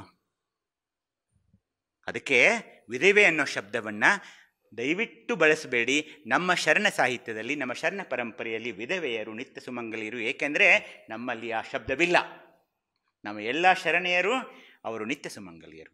ಎಲ್ಲವನ್ನು ತಾಳಿಕೊಂಡು ಎಲ್ಲರಿಗಾಗಿ ಹೋರಾಡಿದವರು ನಮ್ಮ ಶರಣೆಯರು. ಹೀಗಾಗಿ ಆ ಶಬ್ದವನ್ನು ಇವತ್ತಿಂದ ನಾವು ಖಂಡಿಸೋಣ. ವಚನಗಳಲ್ಲಿ ಏನಾಗಬೇಕಾಗಿದೆ ಅಂದರೆ, ಚಕ್ರಗಳ ಬಗ್ಗೆ ನಮ್ಮ ಶರಣರಿಗೆ ಹೇಳಬೇಕಾಗಿದೆ, ನಮ್ಮ ಬಂಧುಗಳಿಗೆ ಹೇಳಬೇಕಾಗಿದೆ. ಅಲ್ಲಿ ಮೂಲಾಧಾರ ಚಕ್ರವಿದೆ, ಸ್ವಾಧಿಷ್ಠಾನ ಚಕ್ರವಿದೆ, ಮಣಿಪೂರಕ ಚಕ್ರವಿದೆ, ಅನಾಹತ ಚಕ್ರವಿದೆ. ಅದರ ಮೇಲೆ ಹೋದಾಗ ವಿಶುದ್ಧಿ ಚಕ್ರ ಇದೆ, ಆಜ್ಞಾ ಚಕ್ರವಿದೆ, ಆಜ್ಞಾ ಚಕ್ರದಿಂದ ಸಹಸ್ರಾರ ಚಕ್ರವಿದೆ ಅಂತ ಎಲ್ಲರೂ ಮಾತಾಡ್ತಾರೆ. ಸಹಸ್ರಾರ ಚಕ್ರಕ್ಕೆ ಬಂದ ನಂತರ ವಿಶ್ವದ ದಾರ್ಶನಿಕರು ನಿಂತು ಬಿಡ್ತಾರೆ. ಸಹಸ್ರಾರ ಚಕ್ರ ಅಂದರೆ ಮುಗಿದು ಹೋಯಿತು, ಅಲ್ಲಿಗೆ ನಿಮ್ಮದು ಕೊನೆಯ ಘಟ್ಟ ಅಂತ ಹೇಳ್ತಾರೆ. ಇಲ್ಲ, ನಮ್ಮ ಶರಣರು ಏನು ಹೇಳ್ತಾರೆ? ಅಲ್ಲಿಂದ ನಮ್ಮ ಪ್ರಯಾಣ ಆರಂಭ ಆಗ್ತಾ ಇದೆ. ನಮ್ಮ ಶರಣರ ಪ್ರಕಾರ ಸಹಸ್ರಾರ ಚಕ್ರದಿಂದ ಪಶ್ಚಿಮ ಚಕ್ರ, ಶಿಖಾಚಕ್ರ, ಕೊನೆಗೆ ಅನುಚಕ್ರ ಅಂತ ಬರ್ತಾ ಇದೆ. ಆ ಅನುಚಕ್ರದವರೆಗೆ ನಮ್ಮ ಶರಣ ಸಾಹಿತ್ಯ ಹೋಗ್ತಾ ಇದೆ. ಇದರ ಪ್ರಚಾರ ಆಗಬೇಕಾಗಿದೆ. ಒಂದು ಚಕ್ರವನ್ನು ಕಲಿಸಲು ಇವತ್ತು ಆನ್ಲೈನ್ನಲ್ಲಿ 40,000 ರೂಪಾಯಿ ತಗೊಳ್ತಾರೆ. ನಮ್ಮ ವಚನ ಸಾಹಿತ್ಯವನ್ನು ನೀವು ಅಭ್ಯಾಸನ ಮಾಡ್ತಾ ಹೋದರೆ ಇಷ್ಟಲಿಂಗ ಪೂಜೆಯ ಮೂಲಕ ಹೇಗೆ ಒಂದೊಂದು ಚಕ್ರಗಳನ್ನು ನಾವು ಜಾಗೃತ ಮಾಡಬಹುದನ್ನು ನಾನು ಅಭ್ಯಾಸನ ಮಾಡಿ ನಿಮಗೆ ಹೇಳ್ತಾ ಇದ್ದೀನಿ. ಅದಕ್ಕೆ ಹೇಗಿದೆ, ಅಲ್ಲಿ ಅಕ್ಷರಗಳು ಯಾವಿವೆ, ಅಲ್ಲಿ ಲಿಂಗ ಯಾವುದೇ, ಅಲ್ಲಿ ಸ್ಥಳ ಯಾವಿದೆ, ಭಕ್ತ ಸ್ಥಳ. ಈಗ ಒಂದು ಎಕ್ಸಾಂಪಲಕ್ಕೆ ನಿಮಗೆ ಮೂಲಾಧಾರ ಚಕ್ರದ್ದು ಅದು ಭಕ್ತ ಸ್ಥಳ. ಅಲ್ಲಿ ಆಚಾರಲಿಂಗ ಇರುತ್ತೆ, ಅಲ್ಲಿ ಪಂಚಭೂತಗಳಲ್ಲಿ ನೆಲ, ಭೂಮಿ ತತ್ವ ಇರುತ್ತೆ. ಈ ಥರ ಅವೆಲ್ಲ ಸಕೀಲಗಳಿವೆ, ಒಂದಕ್ಕೊಂದು ಸಂಬಂಧವಾಗಿರೋದಂಥ ಸಾಹಿತ್ಯ ಈ ವಚನ ಸಾಹಿತ್ಯದಲ್ಲಿ ನಿಮಗೆ ಸಿಗ್ತಾ ಇದೆ. ಹೀಗಾಗಿ ಅದರ ಪ್ರಚಾರ ಕೂಡ ಆಗಬೇಕಾಗಿದೆ. ಯೋಗ, ಈಗೆಲ್ಲರೂ ತಲೆ ಕೆಡಿಸ್ಕೊಳ್ತಾರೆ, ಪ್ರಾಣಾಯಾಮ ಮಾಡಬೇಕು, ಹಾಗೆ ಮಾಡಬೇಕು, ಹೀಗೆ ಮಾಡಬೇಕು. ಯೋಗ ಇಷ್ಟಲಿಂಗ ಪೂಜೆಯೇ ಯೋಗ. ನಾನು ಹೇಳ್ತೀನಿ ನಿಮಗೆ ಮುಂದೆ. ಪಾಶ್ಚಿಮಾತ್ಯ ದೇಶಗಳಲ್ಲಿ ನಾವೀಗ ಈ ನಮ್ಮ ವಚನ ಸಾಹಿತ್ಯವನ್ನು ಬೇರೆ ದೇಶಗಳಿಗೆ ಹಂಚೋದು ತುಂಬ ಸುಲಭವಾಗಿದೆ. ಗೂಗಲ್ ಮೀಟ್ ಇದೆ, ಜೂಮ್ ಮೀಟಿಂಗ್ ಇದೆ.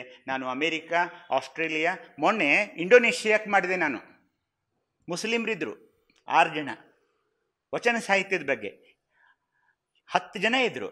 ನಾನು ಮಾಡ್ತೀನಿ ಅಂದೆ, ನನಗೆ ಸಂಖ್ಯೆ ಮುಖ್ಯ ಅಲ್ಲ, ಏನೋ ಇಲ್ಲಿ ಆಯಿತು ನಮ್ಮ ಕರ್ನಾಟಕದಲ್ಲಿ, ಅದನ್ನು ನಾನು ನಿಮ್ಗೆ ಹೇಳ್ತೀನಿ ಅನ್ನೋದು ಅದು ಮುಖ್ಯವಾಗಿತ್ತು. ಹೀಗೆ ಇಡೀ ವಿಶ್ವಕ್ಕೆ ನಾವೀಗ ತಂತ್ರಜ್ಞಾನದ ಮುಖಾಂತರ, ಈಗ ನೋಡಿ ಎಷ್ಟು ಜನ ನೋಡ್ತಾ ಇದ್ದಾರೆ ಇದನ್ನು, ನಾವಿಲ್ಲಿ ಕಡಿಮೆ ಇರ್ಬೋದು, ಇಡೀ ವಿಶ್ವದಾದ್ಯಂತ ಲಕ್ಷಾಂತರ ಜನ ಇದನ್ನು ನೋಡ್ತಾ ಇರ್ತಾರೆ. ಹೀಗಾಗಿ ಈ ಸಂವಹನ ಕಾರ್ಯಕ್ರಮ ಮುಂದೆ ಹೀಗೇ ವರಿತಾನೇ ಇರಬೇಕು. ನಾನು ಹೇಳಿದೆ, ಇಷ್ಟಲಿಂಗ ಪೂಜೆ ಅಂದಾಗ ಬರೀ ಕೈಯಲ್ಲಿ ಲಿಂಗ ಹಿಡ್ಕೊಂಡು ಕೂತಿದ್ದೀನಿ ಅಂತ ಅನ್ಕೋಬೇಡಿ ನೀವು.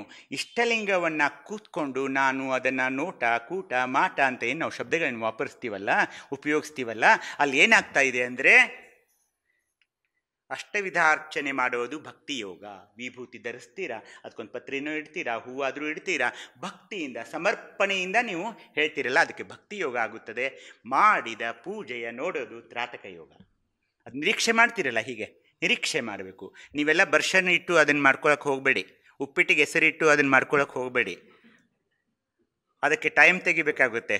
ನೀವು ಅಷ್ಟೇ, ಮಗ ಬೆಳಗಾವಿಗೆ ಹೋಗ್ತಿರ್ತಾನೆ, ಹೊರಗೆ ಹಾರ್ನ್ ಮಾಡ್ತಿರ್ತಾನೆ, ಅವಾಗ ನೀವು ಇಷ್ಟಲಿಂಗ ಕೈಯಲ್ಲಿ ಇಟ್ಕೊಂಡು ಕೂತ್ಕೋಬೇಡಿ. If you have time you do that, otherwise you don't do it. ಅದಕ್ಕೊಂದು ಅರ್ಧ ಗಂಟೆ ಆದರೂ ಬೇಕು ಮಿನಿಮಮ್, ಹೆಚ್ಚಾದರೆ ಇನ್ನೂ ಒಳ್ಳೆಯದೇ. ನೀವು ಬ್ಯುಸಿ ಇದ್ದರೆ ದಯವಿಟ್ಟು ಅದು ಮಾಡ್ಕೊಳಕ್ಕೆ ಹೋಗಬೇಡಿ. 2 ಸೀಟಿ ಆಗಿರುತ್ತೆ, 3ನೇ ಸೀಟಿ ಅದನ್ನ ಆಫ್ ಮಾಡೋಕ್ಕೆ ಯಾರೋ ಇರೋಲ್ಲ, ಇವರು ಅವಾಗ ಇಷ್ಟಲಿಂಗ ಪೂಜೆ ಮಾಡ್ತಿರ್ತಾರೆ. ಅದು ಎಲ್ಲ ಹಾಗೆ ನಡೆಯೋಲ್ಲ. ಹೀಗಾಗಿ ಮಾಡಿದ ಪೂಜೆ ನೋಡೋದು ತ್ರಾಟಕ ಯೋಗ, ಶಿವತತ್ವ ಗೀತೆ ಹಾಡೋದು ಜ್ಞಾನ ಯೋಗ. ಇಲ್ಲಿ ಹಾಡಬೇಕಲ್ಲ, ಮತ್ತು ಲಿಂಗ ಪೂಜೆ ಆದ ನಂತರ ವಚನ ಗಾಯನ ಮಾಡಬೇಕು, ಮಂಗಳಾರತಿಯನ್ನು ಹಾಡಬೇಕು. ನೀವು ಕೇಳ್ರಿ ಹುಡುಗಿರಿಗೆ, ಏನಾದರೂ ಮಂಗಳಾರತಿ ಬರುತ್ತಿಲ್ಲ, ಇಲ್ಲ ಸರ್ ನನಗೆ ಯಾವ ಮಂಗಳಾರತಿನೂ ಬರೋಲ್ಲ ಸರ್ ಅಂತ ಹೇಳ್ತಾರೆ. ಹಾಗಾಗೋಲ್ಲ, ನಾವು ಆ ಮಕ್ಕಳಿಗೆ ಕಲಿಸ್ಬೇಕು. ಅದು ಜ್ಞಾನ ಯೋಗುತ್ತೆ. ಲಿಂಗದೊಂದಿಗೆ ನಲಿದಾಡೋದು, ಅಪ್ಪ ನೀನು ನನಗೆಲ್ಲ ಏನು ಕೊಟ್ಟೆ, ನಾನು ಎಷ್ಟೊಂದು ಚೆನ್ನಾಗಿದ್ದೀನಿ, ಏನೆಲ್ಲ ನೀನು ನನಗೆ ಕರುಣಿಸಿಬಿಟ್ಟೆ, ಅದಕ್ಕೆ ಅವ್ನು ನಿವೇದನೆ ಮಾಡ್ಕೊಳ್ಳೋದು. ಹಾಗೆಯೇ ಕಷ್ಟಗಳನ್ನ ಸಹ ಅವ್ನಿಗೆ ಹೇಳ್ಕೋಬೇಕಾಗುತ್ತೆ. ಅದಕ್ಕೆಲ್ಲ ನಿಷ್ಠೆ ಬೇಕು. ಲಿಂಗಯ್ಯನೊಡನೆ ನಾವು ವ್ಯವಹರಿಸುವಾಗ ಅದೊಂದು ಆನಂದ ಯೋಗ ಅನಿಸುತ್ತದೆ. ಭಕ್ತಿ ಸಂಭಾಷಣೆಯ ಮಾಡೋದು ಮಂತ್ರಯೋಗ. ಅವನ ಜೊತೆ ಸಂಭಾಷಣೆ ಮಾಡಬೇಕು. ಆವಾಗೇನಾಗುತ್ತೆ, ನಿಮ್ಮ ಅಂಗದ ಮೇಲಿರುವಂಥ ಲಿಂಗಾಂಗ ಯೋಗವಾಗಿ ಲಿಂಗಾಂಗ ಸಾಮರಸ್ಯದ ಸಿದ್ಧಿ ಆಗ್ತಾ ಇದೆ. ಕೊನೆಗೆ ಕೂಡಲ ಸಂಗನ ಕೂಡೋದಿದೆಯಲ್ಲ, ಕೂಟ, ಅದಕ್ಕೆ ಶಿವಯೋಗ ಅಂತಾರೆ. ಅಂದರೆ ಯಾವ ಯೋಗ ಉಳಿತಿಲ್ಲಿ? ಭಕ್ತಿ ಯೋಗ, ತ್ರಾಟಕ ಯೋಗ, ಜ್ಞಾನ ಯೋಗ, ಆನಂದ ಯೋಗ, ಮಂತ್ರಯೋಗ, ಶಿವಯೋಗ. ವಚನಕಾರರು ನಮ್ಮ ಶರಣರು ನಮ್ಗೆ ಹೇಳಿಬಿಟ್ರಿ ಎಲ್ಲ. ಇದಕ್ಕೆ ಯಾರು ಪೂಜಾರಿ ಬೇಕಾ? ಅಪಾಯಿಂಟ್ಮೆಂಟ್ ಬೇಕಾ? ಇಲ್ಲ. ಯಾವಾಗ ಬೇಕಾದರೂ ನೀವು ಮಾಡ್ಕೊಳ್ಳಿ. ಇದನ್ನು ಸ್ನಾನ ಮಾಡಬೇಕಾ? ಪವಿತ್ರವಾಗಿ ಮಡಿಯಿಂದ ಮಾಡಬೇಕಾ? ಏನೂ ಇಲ್ಲ. ಕಾಯಕದಲ್ಲಿ ನಿರತನಾದಡೆ ಗುರುವನ್ನಾದರೂ ಮರೆಯಬೇಕು ಅಂತ ಹೇಳಿದ ಧರ್ಮ ಇದು. ಹೀಗಾಗಿ ನಾವು ಮಾಡ್ಕೋಬೇಕಷ್ಟೆ. ಹೀಗಾಗಿ ವಚನ ಸಾಹಿತ್ಯದ ವಿಭಿನ್ನ ನೆಲೆಗಳೆಂದರೆ ಕನ್ನಡ ಸಾಹಿತ್ಯಕ್ಕೆ ಒಂದು ಚೈತನ್ಯವನ್ನು ತಂದುಬಿಡ್ತು ಈ ಸಾಹಿತ್ಯ. ಗಹನವಾದ ಆಲೋಚನೆಗಳನ್ನು ದೇವಭಾಷೆ ಏಕೆಂದರೆ ಗೊತ್ತಿಲ್ಲ. ಆ ದೇವಭಾಷೆ ಅಂದರೆ ಏನು ನಿಮ್ಗೆ ಗೊತ್ತಾಯಿತು. ಸಂಸ್ಕೃತ ಭಾಷೆಯಲ್ಲಿ ಹೇಳಬೇಕು ಅಂತ ಅವಾಗ ಒಂದು ಫರ್ಮಾನ್ ಇತ್ತು. ಏನು ನೀವು ಹೇಳಬೇಕಲ್ಲ, ಅದು ಸಂಸ್ಕೃತದಲ್ಲಿ ಹೇಳಿದರೆ ಜನ ಅದನ್ನು ಒಪ್ತಿದ್ರು. ಯಾವುದೋ ಭಾಷೆಯಲ್ಲಿ ಹೇಳ್ತಾನೆ ರೀ, ಅವ್ನಿಗೆ ಸಂಸ್ಕೃತ ಬರೋಲ್ಲ ಅಂತ ಹೇಳಿ ಅಸಡ್ಡೆ ಮಾಡ್ತಾಯಿದ್ರು ಅವಾಗ. ಅದನ್ನೆಲ್ಲ ಬಿಟ್ಟು ಹೊಸ ಪ್ರಯೋಗ, ಹೊಸ ಪರೀಕ್ಷೆಗಳ ವೈಭವವಿಲ್ಲದೆ ನಿಂತ ನೀರಾಗಿದ್ದ ಕಾಲದಲ್ಲಿ ವಿನೂತನ ನೆಲೆಯೊಂದರಲ್ಲಿ ಮೂಡಿಬಂತು ನಮ್ಮ ವಚನ ಸಾಹಿತ್ಯ. 304 ವಚನಕಾರರ 42 ವಚನಕಾರ್ತಿಯರ ವಚನಗಳಲ್ಲಿ ಆತ್ಮಕಲ್ಯಾಣ ಮತ್ತು ಲೋಕ ಕಲ್ಯಾಣದ ನೆಲೆಗಳಿವೆ, ಬಂಧುಗಳಿವೆ. ವಚನಗಳು ಕನ್ನಡದ ಸ್ವಯಾರ್ಜಿತ ಆಸ್ತಿಗಳಾಗಿವೆ. ಯಾರಿಂದ ನಮ್ಗೆ ಯಾರು ಕೊಟ್ಟಿಲ್ಲ ರೀ ಇದನ್ನು, ಇದು ನಮ್ಮ ಸ್ವಂತ ಆಸ್ತಿ ಅಂತ ಎದೆ ತಟ್ಕೊಂಡು ನಾವು ಹೇಳಬೇಕು. ಇದನ್ನು ನಾವು ಬೇರೆ ಎಲ್ಲಿಂದ ಭಾಷಾಂತರ ಮಾಡ್ಕೊಂಡು ತೊಗೊಂಡು ಬಂದಿದ್ದೀವಿ, ನಮಗಿದನ್ನು ತಗೋಪಿ ಅಂತ ಯಾರೂ ಕೊಟ್ಟಿಲ್ಲ. ಇದು ನಾವೇ ಪಡೆದಂಥ ಆಸ್ತಿಯಾಗಿವೆ. ಅವು ಎರವಲು ತಂದದ್ದಲ್ಲ, ಮೂಲ ನೆಲದ ಕನ್ನಡದ ಆಸ್ತಿಗಳಾಗಿವೆ ವಚನ ಸಾಹಿತ್ಯ. ಕನ್ನಡದಲ್ಲಿರುವ ಅತ್ಯಂತ ಪ್ರಾಚೀನವಾದ ಸಾಹಿತ್ಯ, ಮತ್ತು ಇದು 12ನೇ ಶತಮಾನದಲ್ಲಿ ಬಂದಿದ್ದು, ಮೊನ್ನೆ ಬಂದಿದ್ದಲ್ಲ. ಇಡೀ ವಿಶ್ವ ಸಾಹಿತ್ಯದಲ್ಲಿ ಮತ್ತೆಲ್ಲೂ ಕಾಣಸಿಗದಷ್ಟು ಅಗಮ್ಯ ಮತ್ತು ಅಪೂರ್ವವಾದ ಸಾಹಿತ್ಯವಾಗಿದೆ ವಚನ ಸಾಹಿತ್ಯ. ಇಲ್ಲದೇ ಬೇರೆ ಒಂದು ಸಾಹಿತ್ಯಗಳು ಹೇಗೆ ಒಂದು ಇದರಲ್ಲಿ ಹೋಗ್ಬಿಡ್ತಾವೆ, ಅವು ಒಂದು ಇದನ್ನು ಹೇಳಿ ಮುಗಿಸ್ಬಿಡ್ತಾವೆ. ಇದು ಹಾಗಲ್ಲ, ಅತ್ತ ಹೋಗುತ್ತದೆ ಇತ್ತು ಹೋಗುತ್ತದೆ. ನಿಮಗೆ ಇದು ಬೇಕು, ಹಾಂ ಇದು ಇದು ಬೇಕು, ಈ ವಿಚಾರ ಬೇಕು, ಇದು ಇದೆ. ಈ ಥರ ವಿವಿಧ ಮುಖಗಳಲ್ಲಿ ಅದು ಬರ್ತಾ ಇದೆ. ಸಮೃದ್ಧ ಸಾಹಿತ್ಯವಾದ ವಚನ ಸಾಹಿತ್ಯದ ಮೂಲಕನ ಬದುಕನ್ನು ಕಟ್ಕೋಬೇಕು. ಇದು ಇಂಪಾರ್ಟೆಂಟು. ನೀವು ಬೇರೆ ಒಂದು ಪುಸ್ತಕಗಳನ್ನ ಧರ್ಮ ಗ್ರಂಥಗಳನ್ನ ನೋಡಿದಾಗ ಓದಿದಾಗ ನಿಮ್ಗೆ ಜೀವನಕ್ಕವೇನು ಹೆಲ್ಪ್ ಮಾಡೋಲ್ಲ. ಹೇಗೆ ಅದು ನಿತ್ಯ ಜೀವನದಲ್ಲಿ ನಾನು ಹೇಗೆ ನಡಿಬೇಕು ಅನ್ನೋದನ್ನು ಹೇಳೋದಿಲ್ಲ. ಇವು ಒಬ್ಬೊಬ್ಬ ಶರಣನ ಜೀವನ ಮತ್ತು ಆತನ ವಚನದ ಅನುಭವದ ನೆನಹಿನಲ್ಲಿ ಜೀವನಾಚರಣೆ ಹೇಗೆ ಮಾಡಬೇಕು, ಜೀವನದಲ್ಲಿ ಹೇಗೆ ನಡೆದುಕೊಳ್ಬೇಕನ್ನೋದನ್ನು ಹೇಳ್ತಾ ಇವೆ. ನಾನು ಮರುಳಶಂಕರ ದೇವರ ಒಂದು ಪುಸ್ತಕವನ್ನು ಬರೆದ್ನಲ್ಲ, ಅದು 800 ಪುಟ. ಯಾಕಾಯ್ತಂದರೆ ಪ್ರತಿಯೊಬ್ಬ ಶರಣ ಅಥವಾ ಶರಣೆಯ ಜೀವನವನ್ನು ನಾನು ಬರಿತಾ ಹೋದಾಗ ಅಪ್ಪ ಏನು ಮಾಡಿದ್ದಾರೆ ಅವರು, ನಮಗೆ ಅದರ ಅರಿವೇ ಇಲ್ಲ. ಅವರು ಅರಿವು ಬಿಡಿ, ಅವ್ರ ಹೆಸರೇ ಗೊತ್ತಿಲ್ಲ ನಮಗೆ. ಗಜೇಶ ಮಸನಯ್ಯ ಅಂದರೆ ಯಾರಿಗೂ ಗೊತ್ತಿಲ್ಲ, ಗಾನದ ಕಣ್ಣಪ್ಪ ಅಂದರೆ ಯಾರಿಗೂ ಗೊತ್ತಿಲ್ಲ, ಸೂಳೆ ಸಂಕವ್ಯ ಅಂದರೆ ಯಾರಿಗೂ ಗೊತ್ತಿಲ್ಲ, ಸತ್ಯಕ್ಕ ಅಂದರೆ ಯಾರಿಗೂ ಗೊತ್ತಿಲ್ಲ. ಬರೀ ಬಸವಣ್ಣ, ಅಲ್ಲಂ ಪ್ರಭು, ಅಕ್ಕ ಮಹಾದೇವಿ ಒಂದು 4-5 ಜನರನ್ನು ನಮ್ಮ ಬಾಯಿ ನಾಲಿಗೆ ತುದಿ ಮೇಲಿದ್ರೆ ಉಳಿದ ಶರಣ ಶರಣೆಯರ ಬಗ್ಗೆ ಯಾರು, ಅಮ್ಮುಗೆ ರಾಯಮ್ಮ ಯಾರು ಹೇಳಬೇಕು ನಮಗೆ? ಸಿದ್ದರಾಮೇಶ್ವರನನ್ನ ಸೊಲ್ಲಾಪುರಕ್ಕೆ ಹೋಗಿ ಅಲ್ಲಂ ಪ್ರಭುದೇವರು ಹೋಗಿ ಅವನಿಗೆಲ್ಲ ಶಿವಾನುಭವ ಬಗ್ಗೆ ಹೇಳಿ, ಇಷ್ಟಲಿಂಗ ಅಂತ ಒಂದು ಇದೆಯಪ್ಪ ಒಡ್ಡ ರಾಮ, ಇದೇನು ಕೆರೆ ಕಟ್ಟಿಸ್ತಾ ಇದ್ದಿ, ಇದೇನು ದೇವಾಲಯ ಕಟ್ಟಿಸ್ತಾ ಇದ್ದಿ, ಬಾ ನಿನಗೆ ಏನು ನಿಜವಾದ ಸತ್ಯವಿದೆ, ಶಿವಯೋಗ ಅಂದರೆ ಏನು, ಬಾ ನಾನು ನಿನಗೆ ತೋರಿಸ್ತೀನಿ ಅಂತ ಕರ್ಕೊಂಡು ಬಂದ್ರಲ್ಲ ಕಲ್ಯಾಣಕ್ಕೆ. ಅವರಿಬ್ಬರ ನಡುವೆ ಏನು ನಡೀತಲ್ಲ ಆ ವಚನ ನನಗೆ ಪುಸ್ತಕದಲ್ಲಿ ಅದೇ 200 ಪೇಜ್ ಆಯಿತು. ಅವ್ರು ಹೋದರು, ನಮಸ್ಕಾರ ಮಾಡಿದ್ರು, ನಡಿ ನನ್ನ ಜೊತೆ ಅಂದಿಲ್ಲ.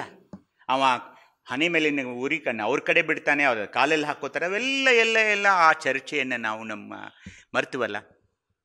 ಅಲ್ಲಿ ಬಿಡಿ, ಅಲ್ಲಿಂದ ಬಂದರು, ಎಲ್ಲಿಗೆ ಬಂದರು? ಕಲ್ಯಾಣಕ್ಕೆ ಬಂದರು. ಈ ಮಹಾರಾಯ ನಮ್ಮ ಬಸವಣ್ಣನವರು, ಕ್ಷಮಿಸಬೇಕು ತಂದೆ, ಇವರು ಇಷ್ಟಲಿಂಗ ಪೂಜೆಯಲ್ಲಿ ನಿರತರಾಗಿದ್ದರು. ಅವರು ಬಾಗಿಲಿಗೆ ನಿಂತರು, ಇವರು ಪೂಜೆ ಮಾಡ್ಕೊಳ್ತಿದ್ದೀನಿ ಹೇಳು ಅಂತ ಹಡಪದಪ್ಪನವ್ರಿಗೆ ಹೇಳಿದರು. ಹೊರಗೆ ಬರಲೇ ಇಲ್ಲ. ಯಾವ ಪೂಜೆಯನ್ನು ಮಾಡ್ತಿದ್ದಾನಪ್ಪ ನಿಮ್ಮ ಬಸವಣ್ಣ, ನಾನೇ ಬಂದು ಇಲ್ಲಿ ಹೊರಗೆ ನಿಂತಿರುವಾಗ ಅಂದ ಮಾತು ಅಲ್ಲ ಮರೆದು. ಹೀಗೆ ಆವಾಗ ಬಾಗಿಲಿನಲ್ಲಿಯೇ ಆದಂಥ ಒಂದು ಚರ್ಚೆ 200 ಪುಟ ಆಯಿತು ನನ್ನ ಪುಸ್ತಕದಲ್ಲಿ. ಏನು ಮಾತಾಡಿರಬಹುದು? ಅಷ್ಟೊಂದು ಚರ್ಚೆ ಏನಿತ್ತು, ಅದು ಅಗತ್ಯ ಏನಿತ್ತು? ಅದನ್ನು ಯಾಕೆ ಹೇಳ್ತಾ ಇದ್ದೀನಂದರೆ, ಅದನ್ನೆಲ್ಲ ಓದಿದಾಗ ನಮಗೇನಾಗ್ತಾ ಇದೆ, ನಿತ್ಯ ಜೀವನದಲ್ಲಿ ನಾವು ಹೇಗಿರಬೇಕು ಅನ್ನೋದನ್ನು ಈ ಚರ್ಚೆಗಳು ನಮ್ಗೆ ಕೊಡ್ತಾ ಇವೆ. ನಿಜವಾದ ಧರ್ಮಾಚರಣೆಯನ್ನು ವಚನಗಳ ಮೂಲಕ ಅರ್ಥೈಸಿಕೊಂಡು ಬದುಕನ್ನು ಸಾರ್ಥಕ ಮಾಡಿಕೊಳ್ಳೋದು, ಜೀವನದ ಮೌಲ್ಯಗಳನ್ನು ವಚನಗಳ ಮೂಲಕ ಅಳವಡಿಸಿಕೊಳ್ಳೋದು, ನಿತ್ಯ ಜೀವನದ ಒತ್ತಡ, ಭಾವನೆ, ತೊಂದರೆಗಳ ಶಮನದಲ್ಲಿ ವಚನಗಳ ಸಮಾಧಾನ ಮತ್ತು ಶಾಂತಿ ಸಂದೇಶಗಳ ರವಾನೆ, ಶರಣರ ನುಡಿಮುತ್ತುಗಳಾದ ವಚನಗಳಿಂದ ಸದಾ ಸನ್ಮಂಗಳ ವಾತಾವರಣದ ನಿರ್ಮಾಣ, ಪಾಸಿಟಿವ್ ಎನ್ವೈರನ್ಮೆಂಟ್. ಒತ್ತಡ ಆಗುತ್ತೆ, ಟೆನ್ಷನ್ ಯಾರಿಗಾಗೋಲ್ಲ? ಈಗ ನಾನು ಬರ್ತಾ ಇದ್ದೀನಿ ಬೆಳಗಾವಿಯಿಂದ ಧಾರವಾಡಕ್ಕೆ, ನಡು ಟ್ರಾಫಿಕ್ನಲ್ಲಿ ಸಿಲ್ಕೋತೀನಿ, ಅಯ್ಯೋ ನನಗೆ ಹೋಗಬೇಕಾಗಿದೆ, ಈ ಟ್ರಾಫಿಕ್ ಆಗುತ್ತೆ. ಯಾರಿಗಾಗೋಲ್ಲ ಟೆನ್ಷನ್? ಆ ಟೆನ್ಷನ್ ಇರೋದನ್ನೇ ಸುತ್ತಿ ಹೇಳ್ತಾರಲ್ಲ ಅಲ್ಲಂ ಪ್ರಭುದೇವರು, ಸುತ್ತಿ ಸುಳಿದಡಿಲ್ಲ. ಆ ನದಿಗಳಿಗೆ ಹೋಗ್ತೀವಿ, ಸ್ನಾನ ಮಾಡ್ತೀವಿ, ಕೊನೆಗೆ ಏನು ಮಾಡಬೇಕು? ಚಿತ್ತವನ್ನು ಒಂದು ಕಡೆ ನಿಲ್ಲಿಸಬೇಕು. ಮೇರು ತುದಿಯ ಗಿರಿಗೆ ಹೋಗಿ ಚಿತ್ತವನ್ನು ಸುತ್ತಿ ನಿಂದನೆ ಇಲ್ಲ ಅಂತ ಹೀಗೊಂದು ಅವ್ರದ್ದೊಂದು ವಚನ ಬರ್ತಾ ಇದೆ. ನೀವು ವಚನಗಳನ್ನು ನೋಡ್ತಾ ಹೋಗಿ, ಸುಮ್ಮನೆ ಓದೋದು ಅವನು ಓದಿದ್ರೆ ಒಂದು ಮನಸ್ಸಿಗೆ ಶಾಂತಿ ಸಿಗ್ತಾ ಇದೆ. ಅಷ್ಟೊಂದು ಸುಂದರವಾದ ವಚನಗಳಿವೆ. ಏನಾಗ್ತಾ ಇದೆ ಅಂದರೆ ನಾವು ಓದ್ತಾ ಇಲ್ಲ. ಹೀಗಾಗಿ ಸದಾ ಸನ್ಮಂಗಳವಾದ ಪಾಸಿಟಿವ್ ಅಟ್ಮಾಸ್ಫಿಯರ್ ನಿಮ್ಮ ಮನೆಯಲ್ಲಿ ನೆಲೆಸಬೇಕಾದ್ರೆ ನೀವು ವಚನಗಳ ಪಠಣಗಳನ್ನು ಮಾಡಬೇಕು. ಕನ್ನಡ ಸಾಹಿತ್ಯ ಪರಂಪರೆಯಲ್ಲಿ ವಚನ ಸಾಹಿತ್ಯಕ್ಕೆ ವಿಶಿಷ್ಟ ಒಂದು ಇದಿದೆ. ಅವರು ನಮ್ಮ ಸೌರಾಷ್ಟ್ರದಿಂದ ಬಂದಂತಹ ಆದಯ್ಯನವರು ಒಂದು ಮಾತನ್ನು ಹೇಳಿದರು, ಹಿಂದನ ಕಥೆಯ ಮುಂದೆ ಪೇಳುವ ಕಾವ್ಯವಲ್ಲ, ಮುಂದನ ಕಥೆಯನ್ನಿಂದು ಹೇಳುವ ನಾಟಕವಲ್ಲ, ಬಂದ ಶಬ್ದವ ಸಂದಿಲ್ಲದು ಸುರುವೆನೆಂಬ ಅಭ್ಯಾಸಿಯಲ್ಲ, ಛಂದ ವಿಚ್ಛಂದ ಎಂಬ ಸಂದೇಹಿಯಲ್ಲ, ಸೌರಾಷ್ಟ್ರ ಸೋಮೇಶ್ವರ ನಿಮ್ಮ ಶರಣರ ಸ್ವಯಾನುಭವದ ಪರಿಯೇ ಬೇರೆ ಅಂತ. ಯಾರ್ರೀ ಆದಯ್ಯ? ಗುಜರಾತ್ನಿಂದ ಬಂದ, ಸೌರಾಷ್ಟ್ರೆಯಲ್ಲಿ ಗುಜರಾತ್. ಇಲ್ಲಿ ಬಂದು ಕನ್ನಡದಲ್ಲಿ ಕಲಿಬೇಕಲ್ಲ. ಕನ್ನಡ ಕಲಿತು ವಚನಗಳನ್ನು ಬರೆದಂಥ ಈ ಮಹಾನುಭಾವರು ಸಾಹಿತ್ಯದಲ್ಲಿ ಕತೆ, ಕಾವ್ಯ, ನಾಟಕ, ಚುಟುಕು ಅಂತಿರ್ತದೆ. ಆದರೆ ವಚನಗಳಲ್ಲಿ ಹಿಂದೆ ನಡೆದ ಘಟನೆಯನ್ನು ಅವರೇನು ಹೇಳ್ತಾ ಹೋಗೋಲ್ಲ, ಮುಂದೆ ನಡೆಯಬಾದ ಭವಿಷ್ಯವನ್ನು ಅವರೇನು ಹೇಳೋಲ್ಲ. ಅದು ಒಂದು ವಿಶಿಷ್ಟವಾದ ಸಾಹಿತ್ಯ. ವೇದೋಪನಿಷತ್ತದ ಮಂತ್ರಗಳನ್ನು ನಾವು ಹೇಳೋಲ್ಲ. ವೇದೋಪನಿಷತ್ ನಿಮ್ಗೆ ಹೇಳ್ತಾರೆ ಅವರು, ನಿಮಗೆಲ್ಲ ಒಳ್ಳೆಯ ಬೇಕಾದರೆ ಈ ಮಂತ್ರವನ್ನು ನೀವು ಅನ್ಬೇಕು, ಇದರ ಅರ್ಥ ಕೇಳಿ, ಅದು ಅರ್ಥ ಕೇಳಬೇಡಿ, ಇದನ್ನ ಹೀಗೆ ಅನ್ಬೇಕು, ನೀವು ಎಷ್ಟು ಸಾರಿ ಅನ್ಬೇಕು, 108 ಸಾರಿ ಅನ್ಬೇಕು, ಮುಗೀತು. ಇವ್ರು ಹೇಳೋಕೆ ಶುರು ಮಾಡ್ತಾರೆ. ಇವರು ಮನೆಯಲ್ಲಿ ಏನು ಮಾಡ್ತಿದ್ದೀಯಮ್ಮ, ನಾನು 108 ಇದನ್ನು ಮುಗಿಯೋವರೆಗೆ ನಾನು ಹೊರಗೆ ಬರೋದಿಲ್ಲ ಅಂತ ಇವ್ರು ಮಾಡ್ತಿರ್ತಾರೆ. ಅದರ ಅರ್ಥ ಆದರೂ ಹೇಳಮ್ಮ, ನಮ್ಗೆ ಏನಂತಿದೆಯಾ ಗೊತ್ತಿಲ್ಲ. ಹೀಗೆ ಅಲ್ಲಿ ಏನು ಅಂಥದ್ದಿರೋಲ್ಲ. ಆ ಮಂತ್ರಗಳು ಹೇಳುವ ವಿವೇಕದ ನುಡಿಗಳನ್ನು ಅದು ಅವ್ರು ಪಾಲಿಸ್ತಾರೋ ಇಲ್ಲೋ ಗೊತ್ತಿಲ್ಲ. ಆ ಮಂತ್ರ ಏನಿದೆ ಮೊದಲೇ ಗೊತ್ತಿಲ್ಲ, ಆ ಮಂತ್ರದಲ್ಲಿ ಏನಿದೆ ಅಂದರೆ ಪಾಲಿಸಬಹುದು, ಅದು ಗೊತ್ತಿಲ್ಲ. ಪಾಲಿಸ್ತಾರೋ ಇಲ್ಲ ಅದು ಗೊತ್ತಿಲ್ಲ. ವೇದ ಮಂತ್ರಗಳನ್ನು ಕಂಠಪಾಠ ಮಾಡಿ ರಾಗಬದ್ಧವಾಗಿ ಶುದ್ಧವಾಗಿ ಎಲ್ಲರೂ ತಲೆದೂಗುವಂತೆ ಹೇಳ್ಬೋದು, ಅದು ಮುಖ್ಯವಲ್ಲ. ಅದೊಂದು ಅವ್ರ ವಚನಗಳು ಹೇಳೋ ಹಾಗೆ ಗಿಳಿಯಬಹುದು, ನವಿಲು ನರ್ತನ ಮಾಡಿದ ಹಾಗೆ, ಅಥವಾ ತಂತಿ ಹಾಡು ಟಂಗ್ ಟಂಗ್ ಟಂಗ್ ಅಂತ ಬಡಿತಿರುತ್ತಲ್ಲ ಒಂದೇ ಸಮನೆ, ಆ ಥರ. ಅದಕ್ಕೇನು ಅರ್ಥ ಇರೋಲ್ಲ. ಆದರೆ ವಚನಗಳು ಹಾಗಲ್ಲ, ಅವು ವ್ಯಕ್ತಿಗತ ಅನುಭವದ ರಸಪಾಕ. ಅಲ್ಲಿ ಅನುಭವ ಮತ್ತು ಅನುಭವಗಳ ಸಂಗಮವಿದೆ. ಆನೆಯನ್ನು ಕನ್ನಡಿಯಲ್ಲಿ ಹಿಡಿದಿಡುವಂತೆ ಕೆಲವೇ ಸಾಲುಗಳಲ್ಲಿ ಒಂದು ಹೊಸ ವಿಚಾರವನ್ನು ನಿಮ್ಮ ಮುಂದೆ ಇಡ್ತಾರಲ್ಲ ನಮ್ಮ ಶಿವಶರಣರು, ಬಸವಾದಿ ಶಿವಶರಣರು. ಹಾಗೇನೆ ಅದಕ್ಕೆ ನಾನು ಹೇಳಿದೆ, ವಿಶ್ವ ಸಾಹಿತ್ಯದಲ್ಲಿ ಇಂತಹದೊಂದು ಸಾಹಿತ್ಯ ಆವಾಗ ಪ್ರಕಟವಾಯಿತು ಅಂತ. ಅದಕ್ಕೆ ಅವರೆಂದು ರಾಜರನ್ನ ಇಂಪ್ರೆಷನ್ ಮಾಡೋಕ್ಕೆ, ಇವ್ರನ್ನ ಅಧಿಕಾರಿಗಳನ್ನ ಅವ್ರನ್ನ ಇದನ್ನು ಮಾಡೋಕ್ಕೆ ಅವ್ರು ಎಂದೂ ಬರೀಲಿಲ್ಲ. ತಾಳಮಾನ ಸರಿಧಮನರಿಯೇ, ಓಜೆ ಬಜಾವಣಿಯ ಲೆಕ್ಕವನರಿಯೇ, ಅಮೃತಗಣ ದೇವಗಣವನರಿಯೇ, ಕೂಡಲ ಸಂಗಮ ದೇವ, ನಿನಗೆ ಕೇಳಿಲ್ಲವಾಗಿ ನಾನು ಒಲಿದಂತೆ ಹಾಡುವೆ, ಆನು ಒಲಿದಂತೆ ಹಾಡುವೆ. ನಾನು ಇವತ್ತು ಧಾರವಾಡಕ್ಕೆ ಬಂದಿದ್ದು ಸಹ ನನಗೆ ಅದರಲ್ಲೊಂದು ಸಂಭ್ರಮ ಸಿಗುತ್ತದೆ, ನನಗೊಂದು ಆನಂದ ಸಿಗುತ್ತದೆ ಅಂತ ನಾನು ಬರ್ತೀನಿ. ನೀವೆಲ್ಲ ನನಗೊಂದು ದೊಡ್ಡ ಶಾಲ್ ಹಾಕಿ, ಒಂದು ಪಾಕೆಟ್ದಲ್ಲಿ ದುಡ್ಡು ಹಾಕಿ, ನನಗೊಂದು ಚೆಕ್ ಬರೆದು ಕೊಡ್ತೀನಿ ಅಂತ ಬಂದಿಲ್ಲ. ಯಾಕೆ ಹೇಳಿ? ಬಸವಣ್ಣನವರ ಅನುಯಾಯಿಯಾದ ನಾವು ಆನು ಒಲಿದಂತೆ ಹಾಡುವೆ.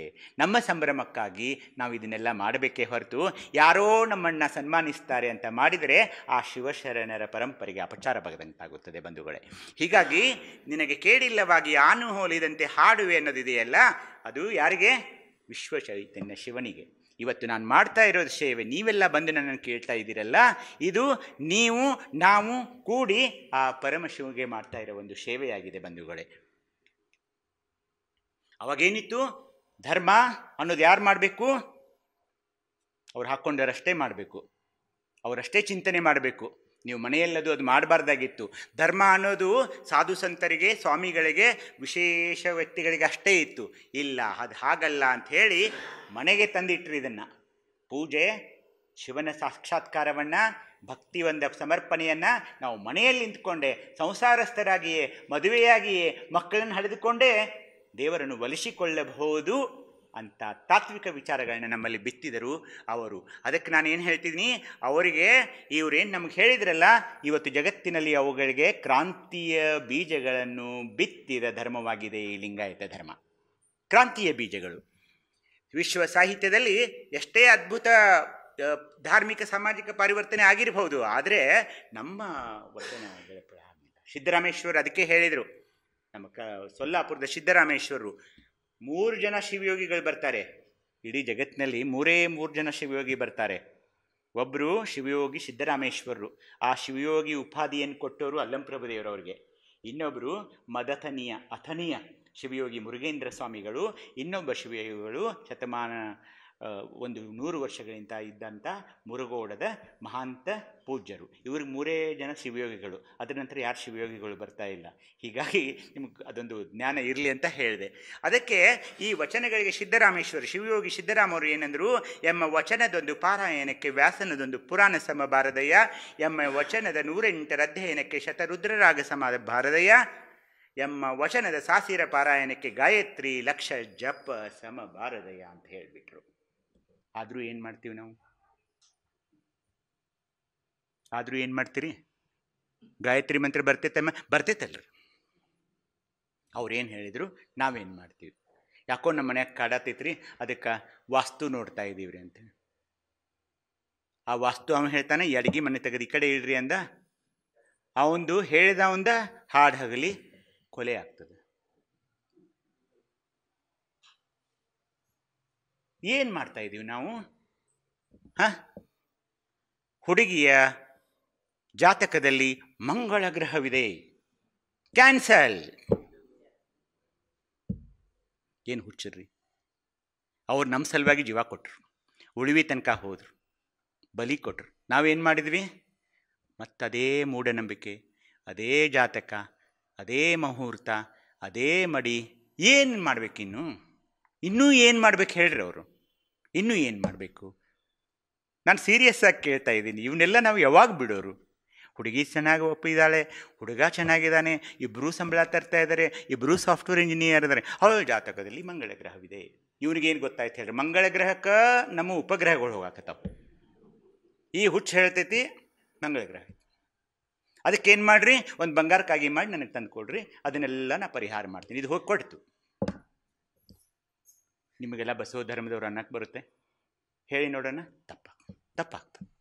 ಸೊ ಇಲ್ಲಿ ನಾವು ತಾಯಂದ್ರೆ, ನಾನು ಹೇಳೋ ಮಾತುಗಳನ್ನ ನಾನು ಮತ್ತೆ ಬರ್ತೀನಿ. ಧಾರವಾಡ ನನಗೆ ದೂರ ಇಲ್ಲ, ಮತ್ತೆ ಬರ್ತೀನಿ. ಏನೇನು ಪರಿವರ್ತನೆ ಆಯ್ತೇನು ನಾನು ಹೋದ ನಂತರ ಅಂತ ಕೇಳೋಕ್ಕೆ. ನೀವು ಇಲ್ಲೆಲ್ಲ ನಗ್ತೀರಾ, ಹ್ಞೂ ಅಂತೀರಾ, ಆದರೆ ಪಾಲಿಸೋಲ್ಲ. ನೀವು ಅದನ್ನು ಪಾಲಿಸಬೇಕು. ಅದಕ್ಕೆ 12ನೇ ಶತಮಾನದಲ್ಲಿ ಬಸವಾದಿ ಶಿವಶರಣರ ಸಂಪರ್ಕಕ್ಕೆ ಬಂದವರೆಲ್ಲರೂ ಶರಣರೇ ಆದರು. ಯಾರು? ಮಾದಾರಧೂಳಯ್ಯ, ಮಡಿವಾಳ ಮಾಚಯ್ಯ, ಡೋಹರ ಕಕ್ಕಯ್ಯ. ಅವ್ರಿಗೆಲ್ಲ ಇವರೇನೆಂದ್ರು? ಅವ್ರು ನಮ್ಮ ತಂದೆ ಅಂದರು. ಅವರ ಮಗ ಇವಳ ಮಗಳು ಹೋಗಿ ಬೆರನಿಯಕ್ಕೆ ಹೋದಾಗ, ಸಂಘ ಮಾಡಿದಾಗ ಅವರ ಮಗನಾಗಿ ನಾನು ಹುಟ್ಟಿದೆ ಅಂತ ಯಾರು ಹೇಳಿದರು? ಬ್ರಾಹ್ಮಣ ಬಸವಣ್ಣನವರು ಹೇಳಿದ್ರಪ್ಪ. ಏನು ಅದ್ಭುತ! ನಾನು ಹೇಳ್ತೀನಿ ಏನ್ರಿ, ಈಗ ಯಾರಾದರೂ ಅವ್ರು ನಮ್ಮ ತಂದೆಯವರು ಅಂತೆ, ಮಾದಾರ್ ಚೆನ್ನಯ್ಯನವ್ರು ನಮ್ಮ ತಂದೆಯವರು ಅಂತ ನನಗೆ 1 ಲಕ್ಷ ರೂಪಾಯಿ ಕೊಟ್ಟರು, ನಾನು ಹೇಳ್ತೀನ? ಅಯ್ಯೋ, ಮಾದಾರ್ ಅವ್ರು ನಮ್ಗೆ ಹೆಂಗೆ ತಂದೆ ಆಗ್ತಾರ್ರಿ? ಅದು ವ್ಯತ್ಯಾಸ. ಸೊ ತಳವರ್ಗದಿಂದ ಬಂದ ಕಾಯಕ ಜೀವಿಗಳು ಸಹ ಬಸವಣ್ಣ, ಅಲ್ಲಮ್ಮ, ಅಕ್ಕ, ಚೆನ್ನಬಸವಣ್ಣವರಂತೆ ಅನುಭಾವಿಗಳಾದರು. ಒಂದು ದುರ್ಗಮುರಿಗಾರ ಅಂತ ಬರ್ತಿದ್ರು ನೋಡ್ರಿ, ಈಗೂ ಕೆಲವೊಂದು ಕಡೆ ಎಲ್ಲಾದರೂ ಬರ್ತಾರೆ ಅವರು ಮಾದಾರ್ ಧೂಳಯ್ಯ, ಈ ಡೋಹರ್ ಕಕ್ಕಯ್ಯ ಅನ್ನೋರು ಆ ಜಾತಿಯವರು. ಈ ಮತ್ತು ಅಲ್ಲಂ ಪ್ರಭುದೇವರು ಸಹ ಕೊರವ ಜಾತಿಯವರು, ನಟವರ ಜಾತಿಯವರು. ಇಂಥವರೆಲ್ಲ ಜಗತ್ತಿನ ಯಾವ ಧಾರ್ಮಿಕ ಪರಂಪರೆಯಲ್ಲೂ ಇಂಥ ಪರಿವರ್ತನೆ ಕಾಣಲು ಸಾಧ್ಯವಿಲ್ಲ. ಬಸವಣ್ಣನವರಷ್ಟೇ ವಿಶೇಷ ಮನ್ನಣೆ ಚಪ್ಪಲಿ ಹೊಳೆಯುವ ಧೂಳೆಯನವರಿಗೂ ಇತ್ತು. ಚೆನ್ನಬಸವಣ್ಣನವರಷ್ಟೇ ಗೌರವ ಅಕ್ಕ ಮಹಾದೇವರಿಗೂ ಇತ್ತು. ಶಿವಯೋಗಿ ಸಿದ್ದರಾಮೇಶ್ವರಿಗಿದ್ದ ಸ್ಥಾನ ಸೂಳೆ ಸಂಕವೆಗೂ ಇತ್ತು. 1000, 2000, 3000 ಪುಣ್ಯಾಂಗನೆಯರನ್ನಾಗಿ ಮಾಡಿದ ಶ್ರೇಯಸ್ಸು ನಮ್ಮ ಶರಣರದು. ಅದು ಒಂದು ವೃತ್ತಿ ಅಂತ ಪರಿಗಣಿಸಿದರು, ಅದು ಅವರು ಕಾಯಕ ಅಂತ ಪರಿಗಣಿಸಿದರು. ಆದರೆ ಅವರು ಶಿವಯೋಗದಲ್ಲಿ ಎಷ್ಟೊಂದು ನಿರತರಾದರು ಅಂದರೆ, ಒಬ್ಬ ಸಂಕಣ್ಣ ಅಂತ ಹೇಳಿ, ವರದ ಸಂಕಣ್ಣ, ಆ ಸೂಳೆ ಮನೆಗೆ ಹೋಗ್ತಾನೆ. ಬಸವಣ್ಣವ್ರಿಗೆ ನನಗೆ ಅವಳ ಮೇಲೆ ಭಾಳ ಆಸೆ ಇದೆ ರೀ, ಭಾಳ ಅಪ್ರತಿಮ ಸುಂದರಿ ಇದ್ದಾಳೆ ಅಂದಾಗ ರಾತ್ರಿ ಅವಳ ಮನೆಗೆ ಹೋಗ್ತಾನೆ. ಅಲ್ಲಿ ಹೋದಾಗ ಅವಳು ಹೇಳ್ತಾಳೆ, ಮೊದಲು ಲಿಂಗ ಪೂಜೆ ಮಾಡ್ಕೊಳ್ಳೋಣ, ನಂತರ ನಾವು ಶಯನ ಗೃಹಕ್ಕೆ ಹೋಗೋಣ ಅಂತ. ಲಿಂಗ ಪೂಜೆ ಮಾಡ್ಕೋತಾರೆ ಇಬ್ಬರೂ. ಬೆಳಗಾಗಿ ಬಿಡ್ತಾ ಇದೆ. ಬಸವಣ್ಣನವ್ರಿಗೆ ಬಂದು ಹೇಳ್ತಾನೆ ಅವನು, ನಂದೆಲ್ಲ ಮುಗೀತ್ರಿ ಅಂತ ಹೇಳ್ತಾನೆ. ಆ ಸೂಳೆಯ ಶಿವಯೋಗದ ಒಂದು ಬಲವನ್ನು, ಶಕ್ತಿಯನ್ನು ನಾವು ಗಮನಿಸಬೇಕು ಬಂಧುಗಳೇ. ಹೀಗಾಗಿ ಶರಣರ ವ್ಯಕ್ತಿತ್ವವನ್ನು ಯಾವ ಸಂತರಿಗೂ ಹೋಲಿಸಲು ಸಾಧ್ಯವಿಲ್ಲ. ಅದಕ್ಕೆ ಏನಂದರು? ಮೃತ್ಯುಲೋಕವೆಂಬುದು ಕರ್ತಾರನ ಕಮ್ಮಟ ಅಂತ ಹೇಳಿಬಿಟ್ರು. ಹಾಗಾಗಿಯೇ ಕಲ್ಯಾಣದವರು ಮಾತ್ರವಲ್ಲ, ಬೇರೆ ರಾಜ್ಯದವರು ಮಾತ್ರ ಅಲ್ಲ, ತಮಿಳುನಾಡು, ಕೇರಳ, ಒಡಿಸ್ಸಾ ಎಲ್ಲ ಕಡೆಯಿಂದ ಜನ ಬಂದರು. ಒಡಿಸ್ಸಾದಿಂದ ನಮ್ಮ ಸುಜ್ಞಾನ ದೇವ ಬಂದ. ಬರೋವಾಗ ಅಲ್ಲಿದ್ದ ಒಬ್ಬ ಕಳ್ಳನೂ ಕರ್ಕೊಂಡ್ಬಂದ. ಅವನು ನನ್ನಯ್ಯ ಅಂತ ಒಬ್ಬ ಶರಣನ ಮಾಡಿದ. ಅದೆಲ್ಲ ನನ್ನ ಪುಸ್ತಕದಲ್ಲಿ ಬರೆದೆ ನಾನು.